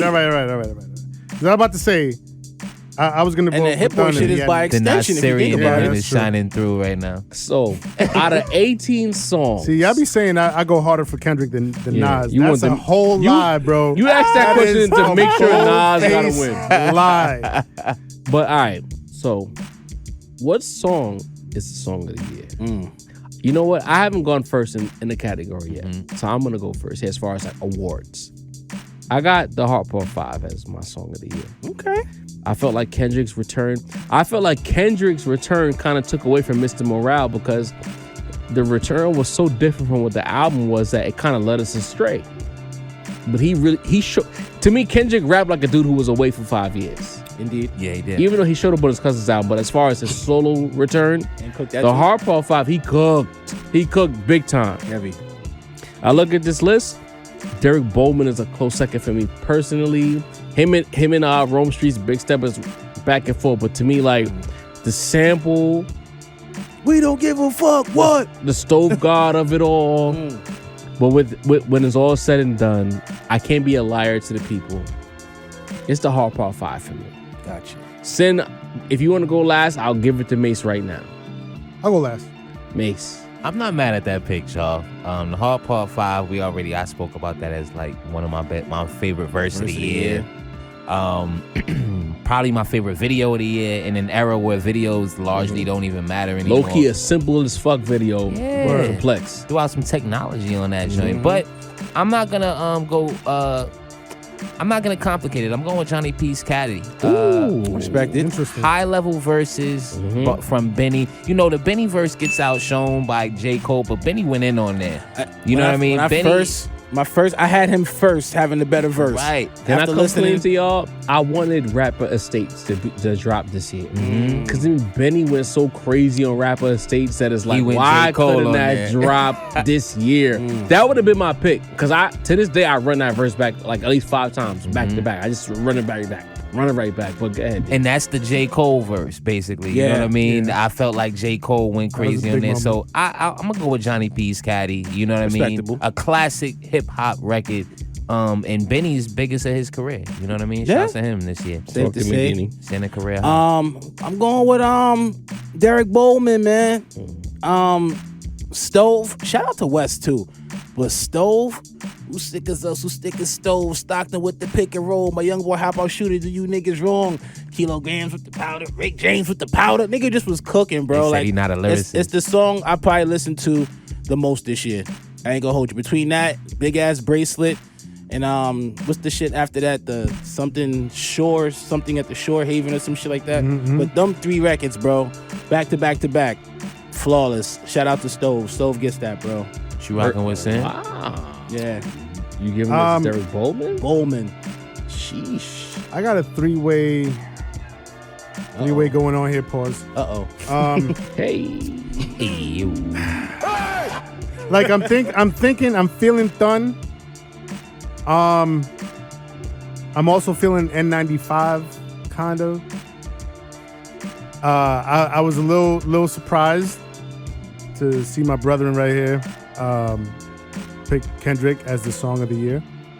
The Hard Part 5 is up there too. Yeah, it is. And it was such a moment because that was the return moment. You know what I mean? That's the return of the prodigal son, so to speak. You know what I mean? And so I think I'm leaning towards the Hard Part 5.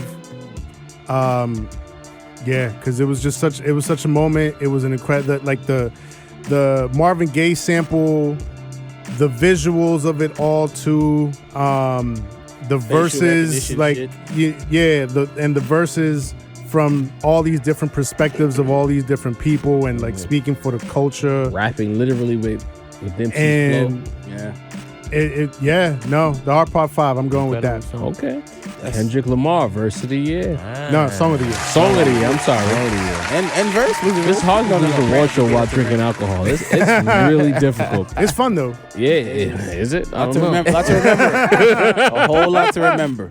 So let me make sure I check this off. I've been making sure I check off all of these because we're gonna post them on Instagram for the artists to see that the Rap Roundtable. Oh yeah, please tell me you've been keeping track of all the winners tonight. Yes. I got the green checks. Because I've been forgetting too, see. Listen, yeah, because I got semi-responsible. You know what I mean? I'm gonna throw visuals on over the video. So, you know what I mean? So we're locking back into the awards. Now, we've given you the song of the year, right? Jay-Z's playlist kind of touched on it a little bit. But feature of the year. Now, that's a hotly contested topic. I feel like, we gave verse of the year away, but feature of the year is where guys really show up to try to violate. Yeah. So we had J. Cole, Johnny P's Cadillac. Hove, God Did. Cardi B, Tomorrow 2. Ugh. We had Benny the Butcher on Kiss the Ring. Benny the Butcher, people were talking about his. Shout out to Benny. I felt like when I opened Twitter, outside of saying Kiss the Ring was fire, they said Benny went crazy on Kiss the Ring. Yeah, He sure did on Blow for Blow. Stove God, Derek Bowman. Yeah. Pusha-T had a couple of verses, but his verse on Simba's record, crazy. His verse on Freddie Gibbs' record, Old Rings. crazy. Huh? I think I'd go with the Freddie Gibbs joint. Push with the double nomination. But yeah. DJ Paul, Paz, Yeah. right? Travis Scott, Pussy Pussy and and Million. Huh? 21 on Jimmy Cooks. Jimmy Cooks, Yeah. Malice on Pusha T's album, Absolutely. Yeah, see, these are the shots Punch for on sure. Ab-Soul's album, Shots Big for Sean Punch. on Ab-Soul's Yeah. album, Yeah. Drake Listen, Churchill Down. Yes, sir. That was one Can of I the just top speak of the real band. quick? Talk to me. Because I gotta eat. Look, I'm a humble dude. Don't let anybody ever tell you that I will not eat some humble pie when I am wrong. All right, I am the number one Big Sean detractor at this table. Easily. I don't rock with dude. You know what I mean? If you like it, I love it, but I don't generally rock with his stuff, right? But the way he went off on Go Off on the Ab-Soul album, he went off on Go Off. He took that shit to heart. He was like, I'm gonna take this personally. I'll take it as a challenge. You calling it Go Off? I'm gonna go off. That verse on the Ab-Soul record, phenomenal. You giving that verse of the year? I didn't say all that. I'm just saying. I'm just giving credit where credit is due. You hear? You gotta pay. I'm going with Cardi. What? The one you at what with? the fuck? Son had me low. Y'all believe me? Yo. Wow. Yes, we do. We know you have it in your soul. Right. Boy. You have it in your soul. Nah, you we do need it. to dispel this myth moving. that I am a Cardi B fan just because I like one verse once upon a time. He's a Barty gang. Okay. Oh, wow. Nah, I'm gonna give it to J. Cole, man. Okay. Yeah, this is Cole's award, Feature of the Year.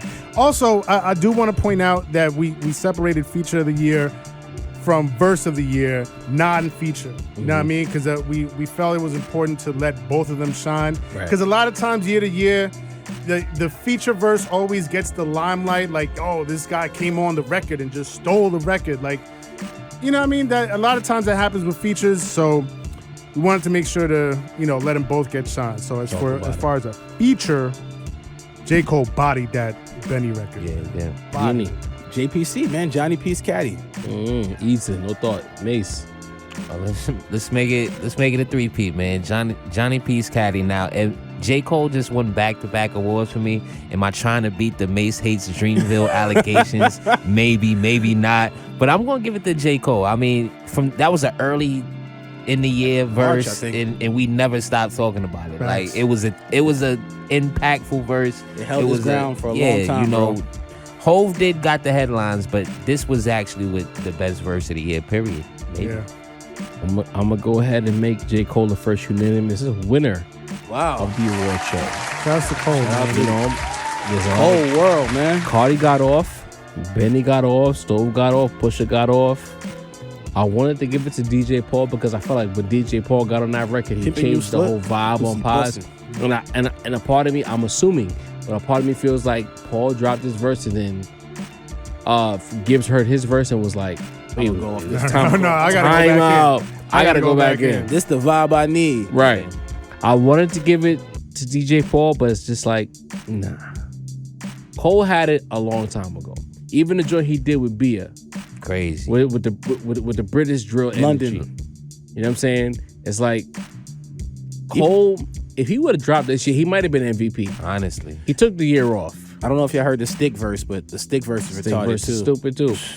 Cole is in a space right now where, like, if he was like officially active as far as album out, multiple features, videos, he'd be the best rap. He'd be the MVP. Yeah.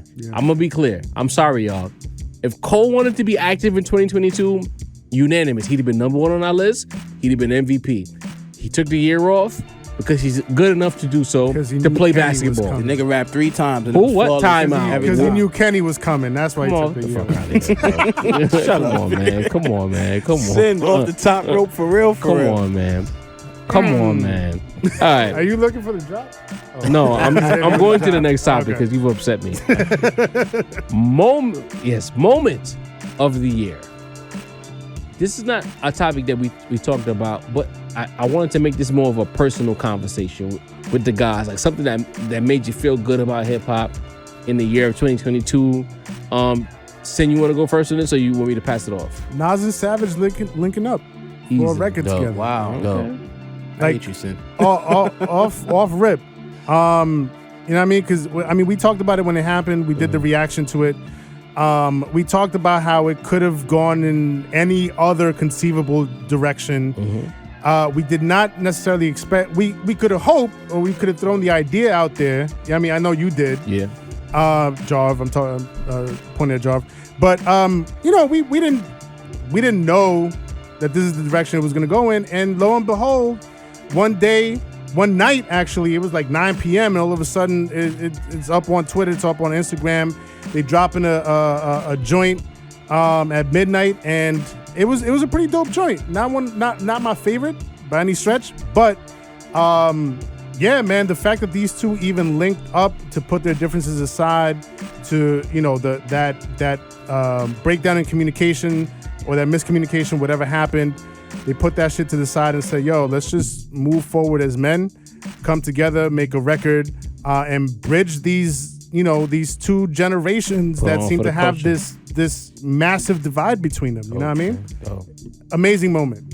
That's my moment. Sit on my type of time right now, man. I'm gonna do one better though, Sin. It's not just the moment with 21. It's literally the whole full circle moment of the KD3 getting completed. It's King's Disease 3-peat. If you really throw Magic in there, you got a real 4-peat. And just watching hip hop embrace Nas, like the way they have when that album dropped, the way Hit Boy got his props, like there was no detractions, bro. Like there was no negative talk about Nas prior to the 21 thing. Everything was all Nas, flowers. Hit Boy, flowers. 21 came out, did the thing he did, and hip hop swarmed on that nigga like white on rice, which is a part of the beautiful moment. And through that frustration, through that strife, we got one mic, one gun, one mic. Yeah, you know what I'm saying? So to second what Sin said, Hit Boy, Nas, 3-peat. Let's go. Talk to me, Mase. My moment of the year was this year's Super Bowl performance. Dr. Dre led, Rock Nation That's curated. Tough. You know, Dr. Dre, Mary J, Kendrick, Eminem, 50. No game. For better or worse. No DJ Quik. But no DJ Quik or game. Wow. Damn it, man. Should have been me. Not him. But you know, it's not fair. Please apologize. I took that personally. Please forgive us. We're drunk. We apologize. Just a big moment for hip hop all around. The names that went, Dr. Dre getting his flowers. Who deserves it more than Dr. Dre? That's a fact. Jay-Z helped put it together. Nas had his story about convincing Dre being nervous about doing it, and him helping convince Dre like, nah, you got to do this for hip hop. Nas being part of culture. You mentioned led into the Game beef, led into the Kendrick rollout, so its ripples were felt around the whole year. So to me, that's the biggest moment of the year, hands down. All right, I'm gonna be a little selfish, right? At first, I was thinking, God did was gonna be moment of the year, just based on how it was covered. The aftermath, how people acted about it. Guru, I'm looking at you. The think pieces, the guys in the media talking about it on news reports that had nothing to do with rap. But then I thought about it. I said, you know what? I'm going to be a little selfish at the Rap Roundtable. My moment of the year, I'm drunk. I'm really drunk. My moment of the year, I wasn't there for it, but I was there in spirit. Mase was there in spirit. It was Sincere the Rap Snob and Dini the Balance being on stage with Rome Streets. Shout out to the homie Cook. At the beginning of the Kiss the Ring tour, because I talked about it on a Dr. Dre segment. It's something to be said about work. Putting the work in. You didn't get here because you knew a nigga. You got there because you put the work in. You got acknowledged because of your work. And because of your work, you got to be in a position that you never thought you'd be in. Indeed. On stage with one of the hottest rappers in the game. You didn't have to pay. In fact, you were on the list. Yeah, yes, sir. On stage. I keep repeating that because it's like you could be a face in the crowd, shout out to SOBs. Or you can be on stage. You can be in the promo videos. Bro, shout out to Rome. We wasn't there 2 minutes before we ended up backstage. Shout out to Def Soldier, man. Like Def Soldier spotted us always and said, "Yo, Dini, yo, Sin, come to the back." And it was a movie from that moment on, man. Shout out to the whole team, man. Shout out to like Social Misfit. Shout out to the whole Bad Influence. And I try not to be too sentimental, but it's like we got there because we do a good show here. For better or worse, we don't do a lot of weird shit that niggas do. We did it because these guys came to our show, came to the Brooklyn Podcast Studio and said, you know what? These guys got some ill energy here. We fuck with them. Facts. We earned that shit. And I think back to that, I'm like, I see Deanie with David James and Rome in the photo. You see the promo video, Sin in the cut, Deanie in the cut, Deanie with the footage on stage. Yo. The Rap Roundtable, regardless of what you might think of us, we love rap. We put on for rap. We put on for y'all. And regardless of whatever, we're going to be here. We're going to continue to put on because we love this shit. We really love this shit. We love this shit, y'all. Our relationship is based on that shit. Even after we wasn't working together, we connected through rap.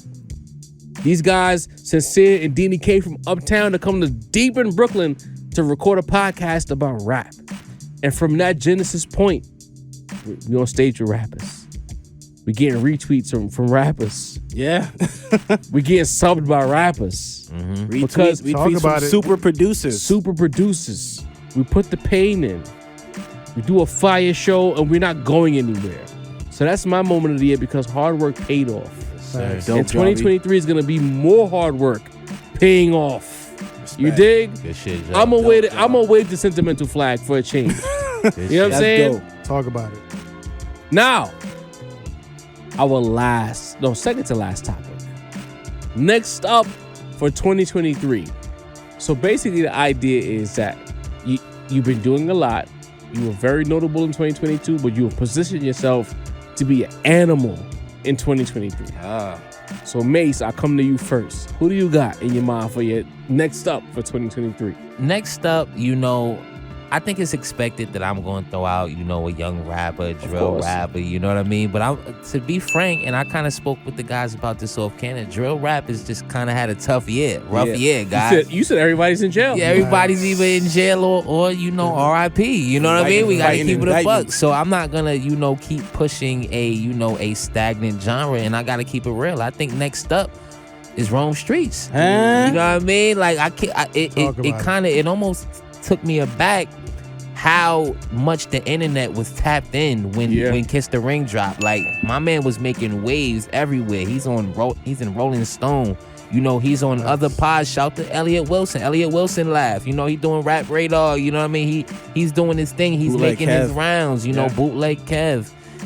China's moving. So it's like Rome. Like, the streets next family. Up, the Streets family. Honestly, the streets is. But I'll specifically give this one to Rome. I feel like he's next up, bro.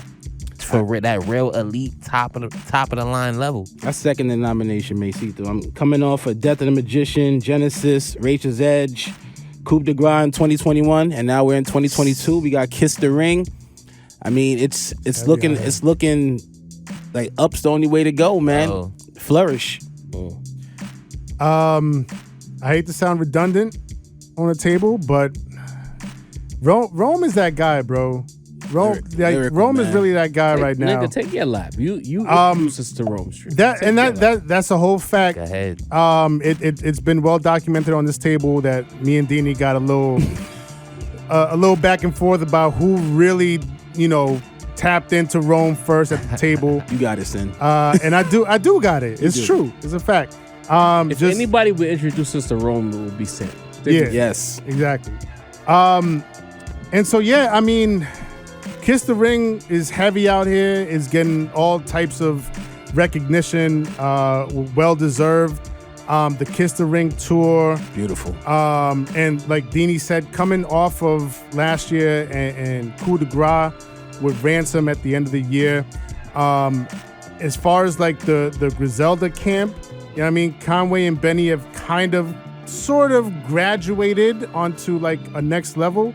So, to see Stove God and Rome come into the fold and seeing what Rome is doing, shouts to him, man. It's only up from here. Like this Griselda movement is not going nowhere. It's in great hands with Rome.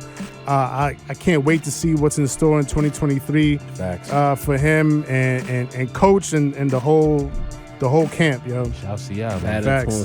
Gang. I guess my pick is, I've been going through some things. You know what I mean? I remember being at that show and him debuting that song. And it's like a connective thread about the second half of this episode has been hard work. Rome put the work in. Rome came here, gave us a great interview. Rome, as far as getting to where he's gotten, he didn't get a big cosign. Rome had to put the work in to be seen. To quote Rome, he said, I got lit with this rap shit. And he said that before there was a West Side cosign. He put in a lot of work to get to this point. Now you got KD, one of the biggest basketball players in the world. If not LeBron, maybe KD as far as names. KD been so lit with this rap shit that LeBron been biting his steez about underground niggas. All of a sudden, LeBron like he is up been on tapped into 38. 38 special on these other niggas. But the idea, KD, but the fact remains, Kevin Durant He's the real knows who head Rome coach. Streets is. He's going on Jalen and Jacoby. He's getting these looks. Major. Rosenberg interviews, Yes. right? Major. And Rolling Stone. Rolling Stone, one of the best albums of the year. Shout out to that. To me, man. Rome Streets has positioned himself to be a guy who you're gonna have to move out the way. He's not a guy who's gonna be a flash in the pan. Like, he's good enough to where you gotta argue about who can out rap him. Him and we talked about Ransom. Him and Ransom sparred. That was a beautiful combination. To me, Coup de Grace was a launching point for them both. And I appreciate the fact that these guys didn't just drop that album and vanish. They took advantage of the opportunity. And I go back to this point with Rome where I got to talk to him personally, and he said to me, yo, I'm taking niggas' heads off. Fuck that he got a deal. He wasn't lying. He didn't rest on his laurels. He said, I got this deal. I'm Griselda. Got the ring. Kissed the ring. And he didn't take a step back. He said, you know, I'm going to really OD. For better or worse, we didn't agree with the conductor noise, but the bar work was there. Didn't even mention the European leg of the tour. Right, shout out to Prolific, the video, the Streets of Rage. Let's talk about it. Yeah, big deals, man. Let's talk about it. As a guy who got there with bars and bars alone, he showed that you didn't have to sell out to be seen. Word. And to me, I look at 2023 as the space continues to grow. Shout out to Kane, shout out to Rim, shout out to all these guys in that space. They did it with bars. Facts. They did it with drumless loops. And they showed you that, yo, if you're really good at this shit, you can make a way.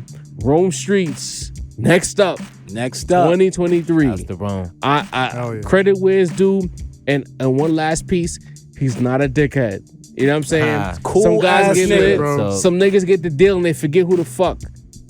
You see Rome Streets right now, he'll talk to you like he's still underground rapper. Don't let you talk about some hip hop. Right. He gonna hold you half. There you go. He's still, regardless of Love what his status is in this space, he's still ahead. He ain't change up. Hey, listen. And that's real impressive to me. Listen, there's certain people that, you know, like we talked to them, we're like, yo, you come on the show. But just know that you know, if you want to rap, you want to freestyle, you want to, you know, get your bars off, you could do that. And then it'd be like, I don't know. Or it'd be like, all right, let me get like the beat like a week in advance so I could write something to it. Yo, when I tell you, and it was, matter of fact, it was this beat. Off the top. It was this top beat. Of the dome. I just remember Full now. The episode that we had Rome on, this beat was playing. I went back into the archives for this beat because I love this beat. And he just went off the dome. We was like, yo, you want to spit? Because like, all right, Some fuck niggas it. got it like and that, that's man. the thing about Rome is like some guys look at rap as an opportunity. Rome loves to rap. That's a fact. He's a rapper at his core. You put a beat on, he likes it, he's going to rap. Really getting paid to do what you love to do. Yeah. You Can't love to beat it. see it. And yo, I mentioned Heart Part 5 is the video of the year. If there's number 2, I'm gonna give it to Big Steppers. Big with the Stepper, perspective bro, from the with the ring. GoPro, That nigga. shit is crazy. That bro. visual Crazy. was crazy, man. Very creative. Hell man. yeah. Dope. You know what I mean? And last but not least, our final category for the 2022 Rap Roundtable Awards, right? We have Duo of the Year.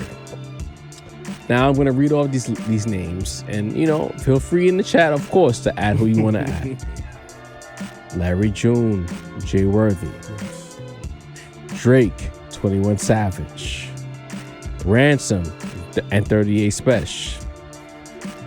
Nas and Hit Boy.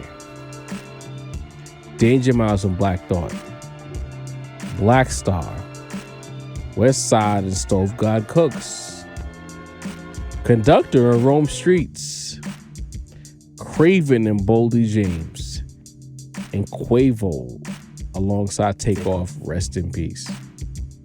Rap Roundtable. Who is the duo of the year? To me, this is the most loaded category of them all. Yeah. As far as who can you really pick in good faith? I'm gonna jump in here, Javi. Talk to me. What you think, Dan? Drake and 21. Wow. Wow. Really, Didi? I mean, we've roasted this nigga on this pod, bro. Roasted. I mean, that's flambéed crazy. Filet mignon. I be having cooked. to pick them L's, I know. We cooked this OVO Mase. We've cooked OVO this nigga right. from Nah, don't here do that, Stop it. Y'all gotta to stop. yonder. So I gotta give some respect where it's due, man. Probably the hottest Drake album I've probably appreciated since If You're Reading This It's Too Late.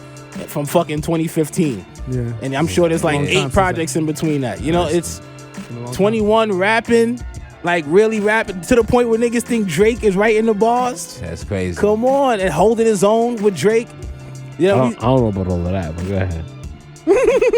was it holding his own? I don't know about all of that. Drake, I don't care what y'all Drake say. is Drake. Drake is all world with the pen when he feel like it. You feel like it. And I would never have said that about 21 Savage. But I'm coming around. He's actually rapping. I gotta respect, I gotta give credit where it's due. They put out a great album. It's got all the sonics you need. I'm going with them too, bro. Mase. I like that pick, Dan. You know, I opened up the show as OVO Mase, and I'm going to continue on. You know, just like Job said, I'm not want to write off any of the other duos because this is a loaded category. You know, I didn't realize how many duos were putting in work this year, but I got to give it to Drake and 21 too. I mean, Jimmy Cooks and Rich Flex. What the fuck are you talking about? Major Distribution. You know what I mean? They had multiple classics. Bro, six of the 16 songs are still in the top 100 right now, bro. Today, I checked it today. We internally decided that this was the best like vibey album since What a Time to Be Alive. You know what I mean? Like, just like you said, the return to Drake actually making decent albums. You know what I mean? Like, I'm going. So I'm sorry. We going. I'm doubling up with Deanie. It's 21 and Drake. Good music is good music. Yes, sir. Save us, Sam. Oof. All right. I want to show some love for sure to Larry June and Jay Worthy. One of my favorite projects of the year was Two Peas in a Pod. I also want to show love to Black Star. I wish I could have listened to the album a little bit more, but it's stuck behind that paywall on the Luminosity app. And I'm not paying for that app just for that one album. As much as I would love to listen to it some more. God, that's sick. But I've been a Black Star fan for a very long time, so shouts to them. It gotta be Nas and Hit Boy. It has to be. I mean, come on, 4-Pete, 3-Pete, 4-Pete, Nas and Hit Boy. And to be clear, because some of y'all might be confused, like, wait, but Hit Boy don't rap. The duo is for 2 MCs, 2 rappers, right? Or a rapper-producer combination. So you mean two MCs, 2 rappers, or I mean MC rap? Wait, no, 2 rappers. Sorry. I said 2 rappers and 2 MCs. Right. I didn't. That meant the same thing. Okay. Right. So it's either 2 rappers on the same project, right, or a rapper and a producer collaborative project. Yes, sir. So that both of those count as duos, right? The same way that we would count like Das Effects as a duo, but we would also count Gangstar as a duo. Yes, sir. So, Okay. So Nas and Hit Boy for me. So a part of me is struggling here because to me, Ran and 38 rapped so well that elite guys in pop culture, KD, LeBron James, etc., noticed them. Then I look at Craven and Boldy James, Fair Exchange, No Robbery, and I'm like, great beats. These guys really did something special together. Super special. Mm-hmm. But as far as general accolades go, and I'm going to go back to Kobe Mase. I'm sorry, Mase. But it's like being able to be great and then do it again. Kobe always talked about being able to to repeat greatness. Why settle? Do it again. Then do it again. Facts. Then do it again. The only person who represents what that Mamba mentality is Hit Boy and Nas. 4 projects. Respectable. They didn't miss yet. King Disease as a 3-peat. They didn't miss yet. Plus Magic just thrown in there. Just Right. Yeah. So it's like, Repeat. for me, it's like, how can I give it to anybody else? To me, this topic is a layup. It's Nas and Hit Boy. They've shown you that a producer and a rapper, essentially we've gone back to the 80s, early 90s, where two guys got together and just made some shit. They cooked. the DJ and the MC. There was no emailing for King's Disease. These guys got together in the studio and they cooked and they cooked and they cooked, and it was meticulous. It was thought out. I couldn't nitpick. There's some things about King's Disease 3 I could nitpick about. But as far as the song quality goes, they didn't miss. So what are we talking about here? It's Nas and Hit Boy. But the issue with this is that, again, what did you pick? We're I having think 21 impacts. and Drake. 21 and Drake. We're tied. Again. Locked up. What do we do here? So Well, I think this go is to the actually a good videos. tiebreaker because these are the two duos that kind of defined hip hop this year Yeah. in opposite That's a fact, ends. Mase. You know what I mean? So I think this is actually a good debate to have. But at the end of the day, Nas won our MVP. Hit Boy won our producer of the year. So I think we got to give it to them on at this them. one. Also, yeah. if we go to our list, you know what I mean? Drake's not I mean, on- Drake's not even on Drake's there. not even So on our list, I mean, there's so- Shout out to no, Nas there's no and Hit list to Boy. go to. Easy. We're simple guys at the Rap Roundtable. So now that, you know, I think that kind of wraps up the Roundtable Awards. That was the last topic Yes, sir. of the award show. we got through it. We did. Talk to us in the chat. Let us know if we were tripping or Let us know not. how y'all feel about it, man. But we are in the stretch run. Yes, sir. Walter has to go home. Walter has to go. I'm a little drunk. I'm sure Sin is a little cooked too. Yes, sir. I got my second win. I'm good. But we have. There's the a moment young- of clarity when you reach like a certain level. Oh, yeah? I'm there. Well, I'm not touching this cup anymore. Yeah. So, the young rap segment. We didn't get one last time, but we got one of the best segments in Rap Roundtable history. That's a fact. It'll break down, Appreciate bro. it. You did right, bro. Streams. You did real right. But Appreciate Mase that. is back in the building. We need the last young rap segment of 2022. The last young rap segment of 2020, so I'll run through it quick, but Tory Lanez, guilty on all 3 charges. I'm really confused about that conviction.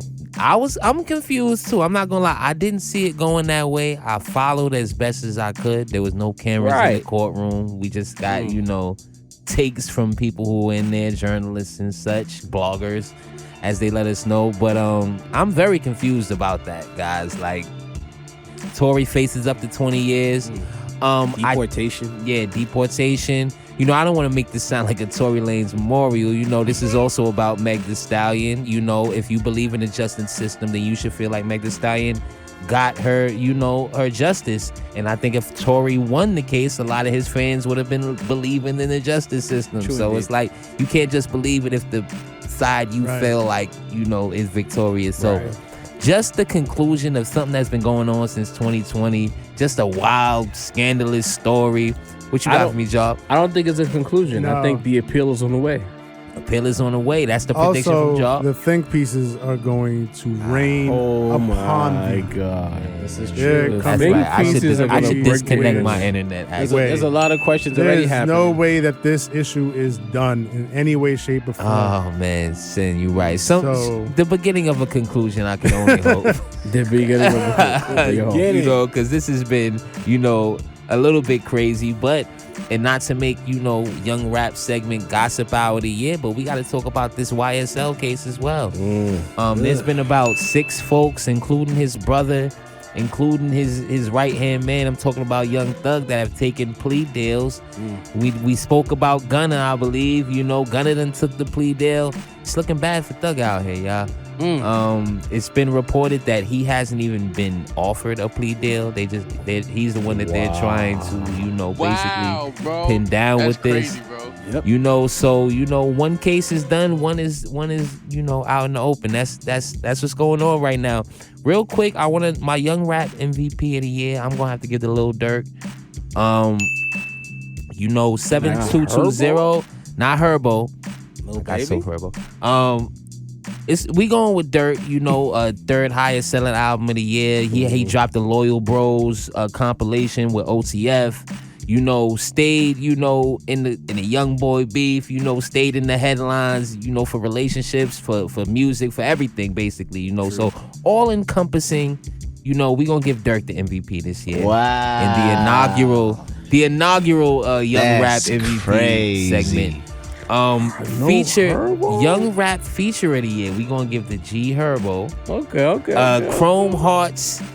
Chrome Slugs in Harmony off the Game Dramatic album. I feel like the best verse on that entire album. That feels good to hear. Probably lying, but it felt good to hear. All right. I rep Kendrick, Sing on rep G Herbo for me. It's a brotherhood in here, bro. I love it. But yeah, in the album of the year, Joey Badass 2000 for Young Rap. Sir. So Young Rap, that's the year wrap up. That's how we feeling this year, yeah. Okay. So Mesito. now we get to the last mailbag of 2022. Sir. And we're going to go to Twitter for this mailbag because the Rap Roundtable dropped a top 10 lyricist list that, ruffled some feathers. Shook things up a little bit. We should. You know what? Shout out to Bad Influence. You know what I mean? They said that the Rap Roundtable likes to shake the table. And I think with this list, we took the table, we lifted it up, we flipped it over, then we put it back in its proper place. With our top 10, people were talking. They were. Notable people were talking. Yes. Feel ya. So we got a couple of people who they didn't agree with the list. We have here Playboy X. That's a by the way, that's a Grand Theft Auto name. GTA 4. You named yourself after a GTA 4 character. That's crazy. Playboy X says, UMF is crazy. No Lloyd Banks. Trash the whole list. Roscoe 909 says, Cody 2 album of the year. Banks needs to be on this list. Easy. Consider Rap Style. What do you have to say about that? It's a lot of names on that list, man. Somebody had to get left off. And here's my thing. This is how I feel about this. I think it's a sign of how quality the field is. Yep. If your favorite rapper somehow got left off of the list. If you're making your list, obviously if you're a big Lloyd Banks fan, you're gonna put him on the list, right? But here at the Rap Roundtable, right, is 4 dudes here, and we're going through all of these different names trying to figure out who really deserves to be in the cream of the crop here, right? And if there are 10 or even 15 names that came up above Lloyd Banks, those are 15 elite names. Those are not people to scoff at, right? So that's number one. So that, we're getting elite bar work out here, right? And number two, hey, maybe whoever got left off the list, use that, take that personal, like Michael Jordan. Take it personal. You know what I mean? Just Yes, hey, sir. and I took that personal. You know what I mean? If you need a little chip on the shoulder, just come back 2023. Let us know why you deserve to be on that list next year around. Speaking of taking it personal, Lloyd Banks himself has something to say about the Rap Roundtable. He didn't name us, but he was talking about our list. He says, it is what it is. I make music for my supporters and MCs to break down. Nothing more. That was a response to somebody's tweet. He responded to Don Easy saying, y'all disrespecting the banker on these lists. Right. But So we was the only list out of we was the only only list that was list. circulating at the time. There you go. So We was only There you go. out right then. So now we have another response to our list because, again, we don't like to live in the positive. We all about living on earth and showing that it's positive and negatives to everything that you do. It's out here. Lamar Jackson's agent says, your old Droog should be on that list. Mase, I want to hear from you. Absolutely not. And I'm glad y'all came to me with this. Don't Your do old that, Droog. Don't do this. Don't do You know, Sin was fighting for this man in the chat. You know what I mean? I But was. at the end of the day, I brought him onto the conversation. absolutely. But every nice dude who spits some cool bars don't deserve to be on this list. Your old Droog. You know, your people like you. People were throwing your name out there. I believe a couple of, you know, his name was thrown out there significantly, but I didn't think you deserved to be on the list. You weren't even top 20 for me, you know. Sin was the advocate for you, and he didn't even bring you up, bro. Don't do that. I just said I brought his name into the list, bro. I just brought want his to name into say the conversation. that a notable rapper named Young Old Droog as a guy who should be there. What was that? And Droog, instead of just saying thank you, decided to say that we're going to get to that later in the segment. Okay. He says, this means way more than rap roundtable in quotes. He took a little shot at us. So Droog is like, why you got to take a shot at this? Right. We picked 10 rappers that we believed, in our opinion, after we fought about it for 2.5 hours. We didn't just close our eyes and say 10 guys right here. We fought. Yes, sir. Yeah. You can watch For it. 2.5 hours, to the point that we couldn't talk about other shit because we kept fighting about this list. You didn't have to shoot at us, Droog. And they had to come to some type of conclusion. There you go. And there's a lot of names out there. Not everybody can fit on the list. I'm sorry. And I was dragging you, but Sin really fucks with you, bro. And Like, as much as I love Droog, like, who is he better on than on that list? There you go. There we go. So now I come to the misogynist at the table. Right? What's his name? I'm Pablo Hurtado. He says, Wild how still in 2022, big and small rap publications fail to spotlight any of the female rappers who put out incredible projects this year. Little Sims to Shay Noir, Backwoods Sweetie, Glorilla, etc. It's almost like you have to intentionally avoid these artists. So they're saying that female rappers were avoided by the rap roundtable. Deanie, we troll and say you're a misogynist. What do you have to say to that? Because I know we didn't avoid them. Find anyone that those ladies are better on the list, and we'll have a discussion. We can pick who you want. Glorilla, none. Cardi, none. Nicki currently, no.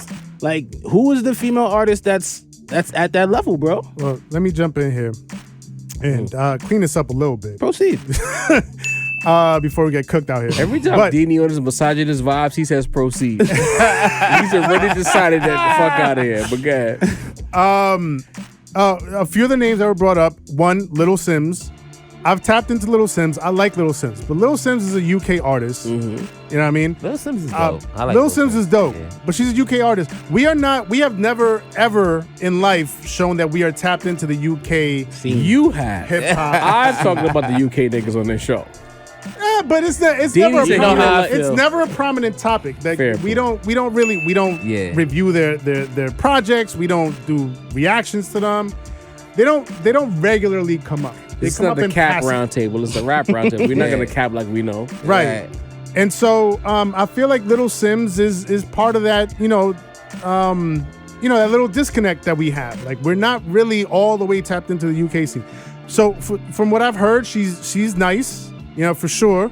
Maybe this is something that we might want to get into in the future. Maybe we'll expand beyond, the 50 states.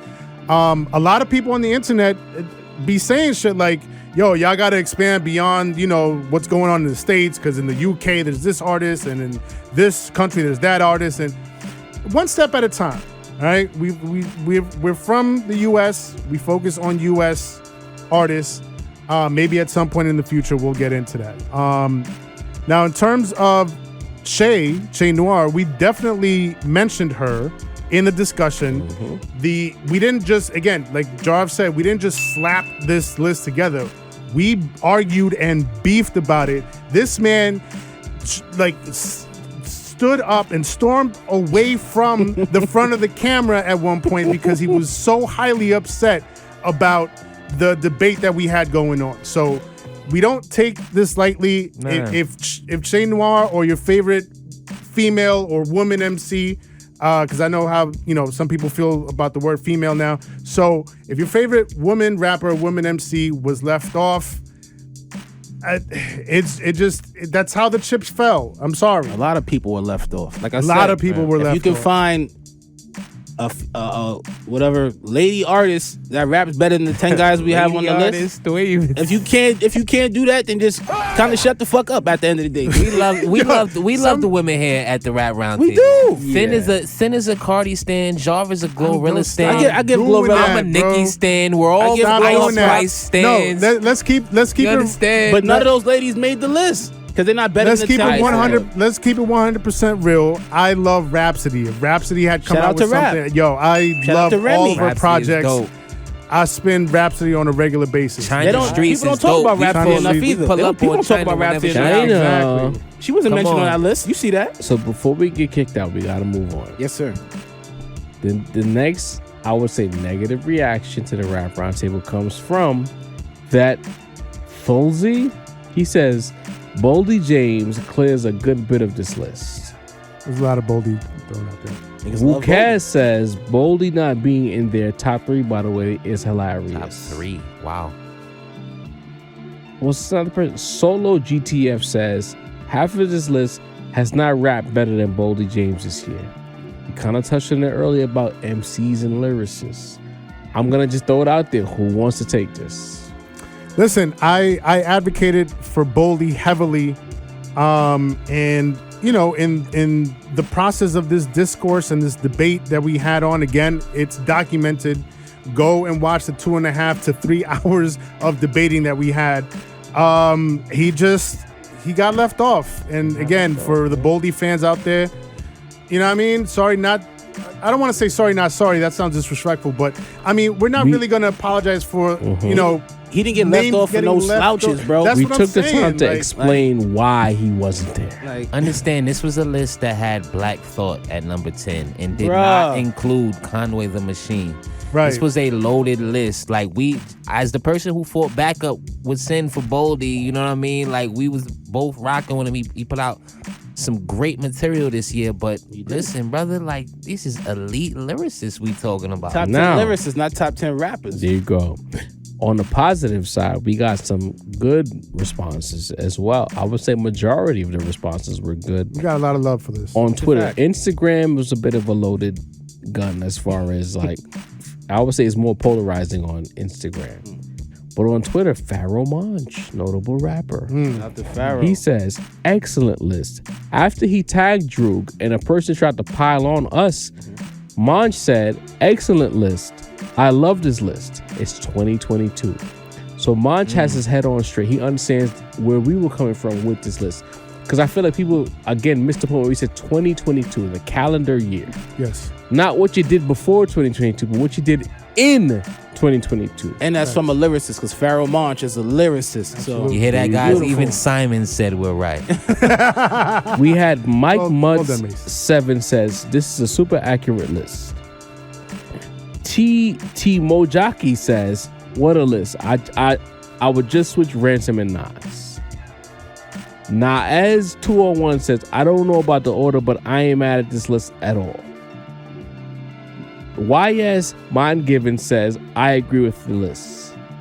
So you have people who also really agree with the list, and that's only a sample size of people who agreed. Because again, we didn't get ratioed on Twitter. In fact, the likes outweighed the retweets by a lot. A lot of people fuck with the list on Instagram and on Twitter. So I'll say this, because I haven't spoke much about as far as my response to the mailbag. I appreciate y'all for appreciating the list. I appreciate the people who don't like the list. But what I do love about it is the fact that people, for the most part, like the list because we put in a lot of time. 2.5 hours. We could have been doing anything else. We sat down with y'all Monday night at that too. On a Monday night, we took our time to explain why this list was what it was, and the responses to me matched the time put in. Absolutely. I love that shit. Yeah. To me, I get drunk off of that type of shit. Yeah. Because it's like, why we could get dry, we could get tomatoes, we could make a list and it could go really bad. Yeah. Right? We've seen it. It can go really bad. Yeah. Get spooky for you guys. In fact, what we did was we had notable rappers and fans alike see this list even Ransom to a degree. Ransom followed us on Twitter on the strength of this list. Shout out to So Ransom. at the end of the day, we did right by this. Yeah. And I'm happy about that. I'm blown away. I'm gonna pat myself on the back. Talk about it. You know what? We haven't applauded ourselves all night. Applaud the Rap Roundtable for putting a list together that stood out amongst our peers, the rappers, and the fans. Absolutely. We didn't get tomatoes tossed at us. In fact, I feel like our Q rating increased because while B-Dot and those other guys put out lists that shook the room in a negative way, we shook the room in a positive way. Yes, People sir. know who the fuck. We got like 200 plus followers on Twitter behind that list. Facts. Talk about it. We are figuring this game out, and for the most part, we're fuck it. I would say y'all can't fuck with us. Nah, y'all can't. Y'all can't fuck with us. Like, don't let us ever go viral to the point that like we get wow views. Like y'all really gonna be mad at us. Very afraid. Y'all should be lucky we are underground pod right now. I'm gonna keep it a sec. There was a few other lists that dropped after hours. And that can't fuck with us. Can't fuck with us. New York's #1 podcast. You did. Now before Yes. To that shit. Walter kicks us out. Walter, we love you. Shout out to Believe Walt. you ended up, getting charges on you. I put a case on you last time I was here. You know what I'm saying? But for the most part, you've been a good guy tonight. We're uptown. It's a New Year's party going. Oh shit. The pernil is delicious. Seasoned. The arroz con pollo. The coquito. Don't forget the Immaculate. coquito. The Habichuelas. coquito. On I'm deck. drunk. Yes. Okay, the women look great. The music is great. Yes, Uptown it might be cold, Little brisky. Yeah. but it's a beautiful vibe. It's but warm then in there. we Come had some inside. we had some vagrants come on the lawn, right? And they wanted to come inside, but they didn't. They weren't on the list. So Sincere came out and he said 2. Get off my lawn. Sincere the Rap Snob. The floor is yours. Let's go. What needs to get off my lawn for this episode is perpetual outrage. Oh, yes. Talk about it. Tired of it. I'm so sick of it because it seems like people come to social media, come to interact, not to have actual discourse, not to have a meeting of the minds, but just to be mad at shit. Why are people so obsessed with being angry and upset at shit, right? So we just talked about, the list, the Lyricist list, top 10 Lyricist list that we put out. It made the rounds. We got a lot of love for it, but obviously, not everybody's going to agree with it, right? So people will have their reactions, right? What I saw a lot, right, which I appreciate, right, and I respect, is I saw a lot of people saying, hey, you know what? I would swap out this person for this person, right? Or, maybe we should, I kind of fucks with the list, but let's switch the order up around because the order is all wrong. I respect it. You know what I mean? That's discourse. That's you providing your opinion on what we put out, right? We're four guys here at this podcast, right? And we like what we like. And our main objective, obviously, is to entertain you, but we always do it in earnest. Yes. Right? So full circle to the beginning of the episode, right? We don't do shit to troll. We don't do shit to let's see let's see how many people we can make mad. Like, we do shit in earnest. We might lean into certain shit sometimes for entertainment purposes, right? But we do shit in earnest. We believe in what we put out there, right? So we put out this list, and there's this one person in particular. I'm not going to put her on blast, right? But there's one person in particular that had an issue with the fact that there were no women on this list, right? And so she quote tweeted it, right? But from her account, when she quote tweeted it, her replies were disabled. So I saw it and I was like, all right, let me reply back to this, right? And just, explain ourselves or whatever. But the replies were deactivated. So I was like, all right, I guess I can't reply. The Rap Roundtable had quote tweeted her tweet.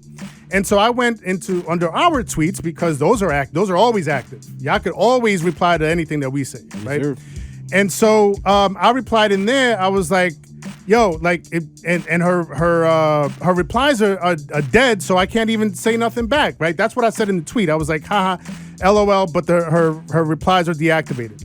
So she saw that and then came under that tweet and said, But yet still, the Rap Roundtable was able to react to it. So what does it matter, right?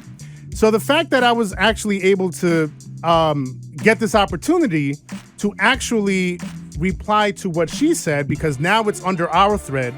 So I was like, now that I have you here, right? Who would you swap in, right? Who would you take out of our list and swap in? Is it Shane Noir? Is it Little Sims? Is it whoever, right? Fucking crickets. She never responded back to that inquiry, right? And that shit gets me tight because, like I said, we do shit in earnest. It's not we're not pretending to be any type of experts here. We're listing who we fucks with, who we think is making impact out there as a lyricist in the game, right? If you have an issue with it, let us know what your issue is. Tell us who you would swap in or take out or whatever or reorder. We fucks with all of that, all of that engagement, right?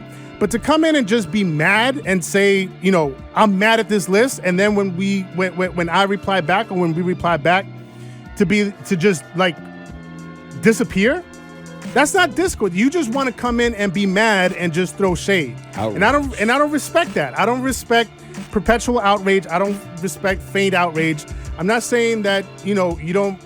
From your perspective, you don't have a reason to be upset, but our platform is always open for discourse. In the comments, on Twitter, if you want to come on this table, holla at us. We'll have you on, right? And we could talk about it, chop it up right here. But if you just want to be mad and then just disappear and just like, bro, you're not Batman. You know what I mean? That's the shit. Batman just goes out. I'm fucking mad. I'm gonna beat motherfuckers up and then disappears into the night. I'm Batman. Don't do that shit. That's not. No. Get the fuck off my lawn with that shit. Get off my lawn. Ain't no egos here, bro. It's a little cowardice. If you feel like you could just come here and say whatever about what we say and not back it up. Get off my lawn. When we give you the opportunity to explain yourself and you disappear. Get off my lawn. If you ever feel like we just say shit just to say shit. Get off my lawn. We got a big problem because Sincere takes his time to curate this segment. We take time every episode to map this shit out. So why would you think that we just say things? So Sincere, again, if a person disappears or tries to create a narrative that doesn't fit what the Rap Roundtable does, what do we need them to do? Get off my lawn. Get off my lawn. And fuck out of here. We don't do narratives. In fact, we keep telling y'all, if you feel away, pull up. Come on. Deanie, take us home. Yo, y'all already know what the fuck it is, man. Shout out to Walt. It's like 9 degrees outside. He's in here rocking with us, though, making sure everything's copacetic. Masito, voice of the young people. Mouthpiece for hustlers. I'm back, motherfucker. Keeping niggas tapped in with that young news. Sincere the Rap Snob. You hear the production. I love this beat. This beat talks to my soul. Classic. Tap in. Spend some money with this man. Get your rap shit right. You want to make one of these lists possibly? Talk to this man. Talk about it. Jav. That's right. We appreciate you. My guy. Your technician, your coordination, it's immense. I know y'all don't see the hats on the table right now. That's but it's coming. But it's coming. That's because niggas went on Cash App and they bought some hats. There you go. We fuck with y'all all day. The website is coming. Fuck with y'all. Our technicians will be on deck next week going ham. We gonna have that for y'all. I'm Deanie, the balance of the force. I am quite inebriated. Quite. But I just want to say shout out to y'all for cooked. fucking with us. I'm not even gonna lie. I'm cooked. Really, bro. Yeah, you've been Fuck with cooked y'all, for bro. a minute. Bro, bro. shout out to everybody who fuck with us. We fuck with y'all. We love I y'all. We was the gonna Rap be like- Roundtable. And we out of here. Yo, Jav, you need me to read that Heroes for you need. Like- Boom, nigga.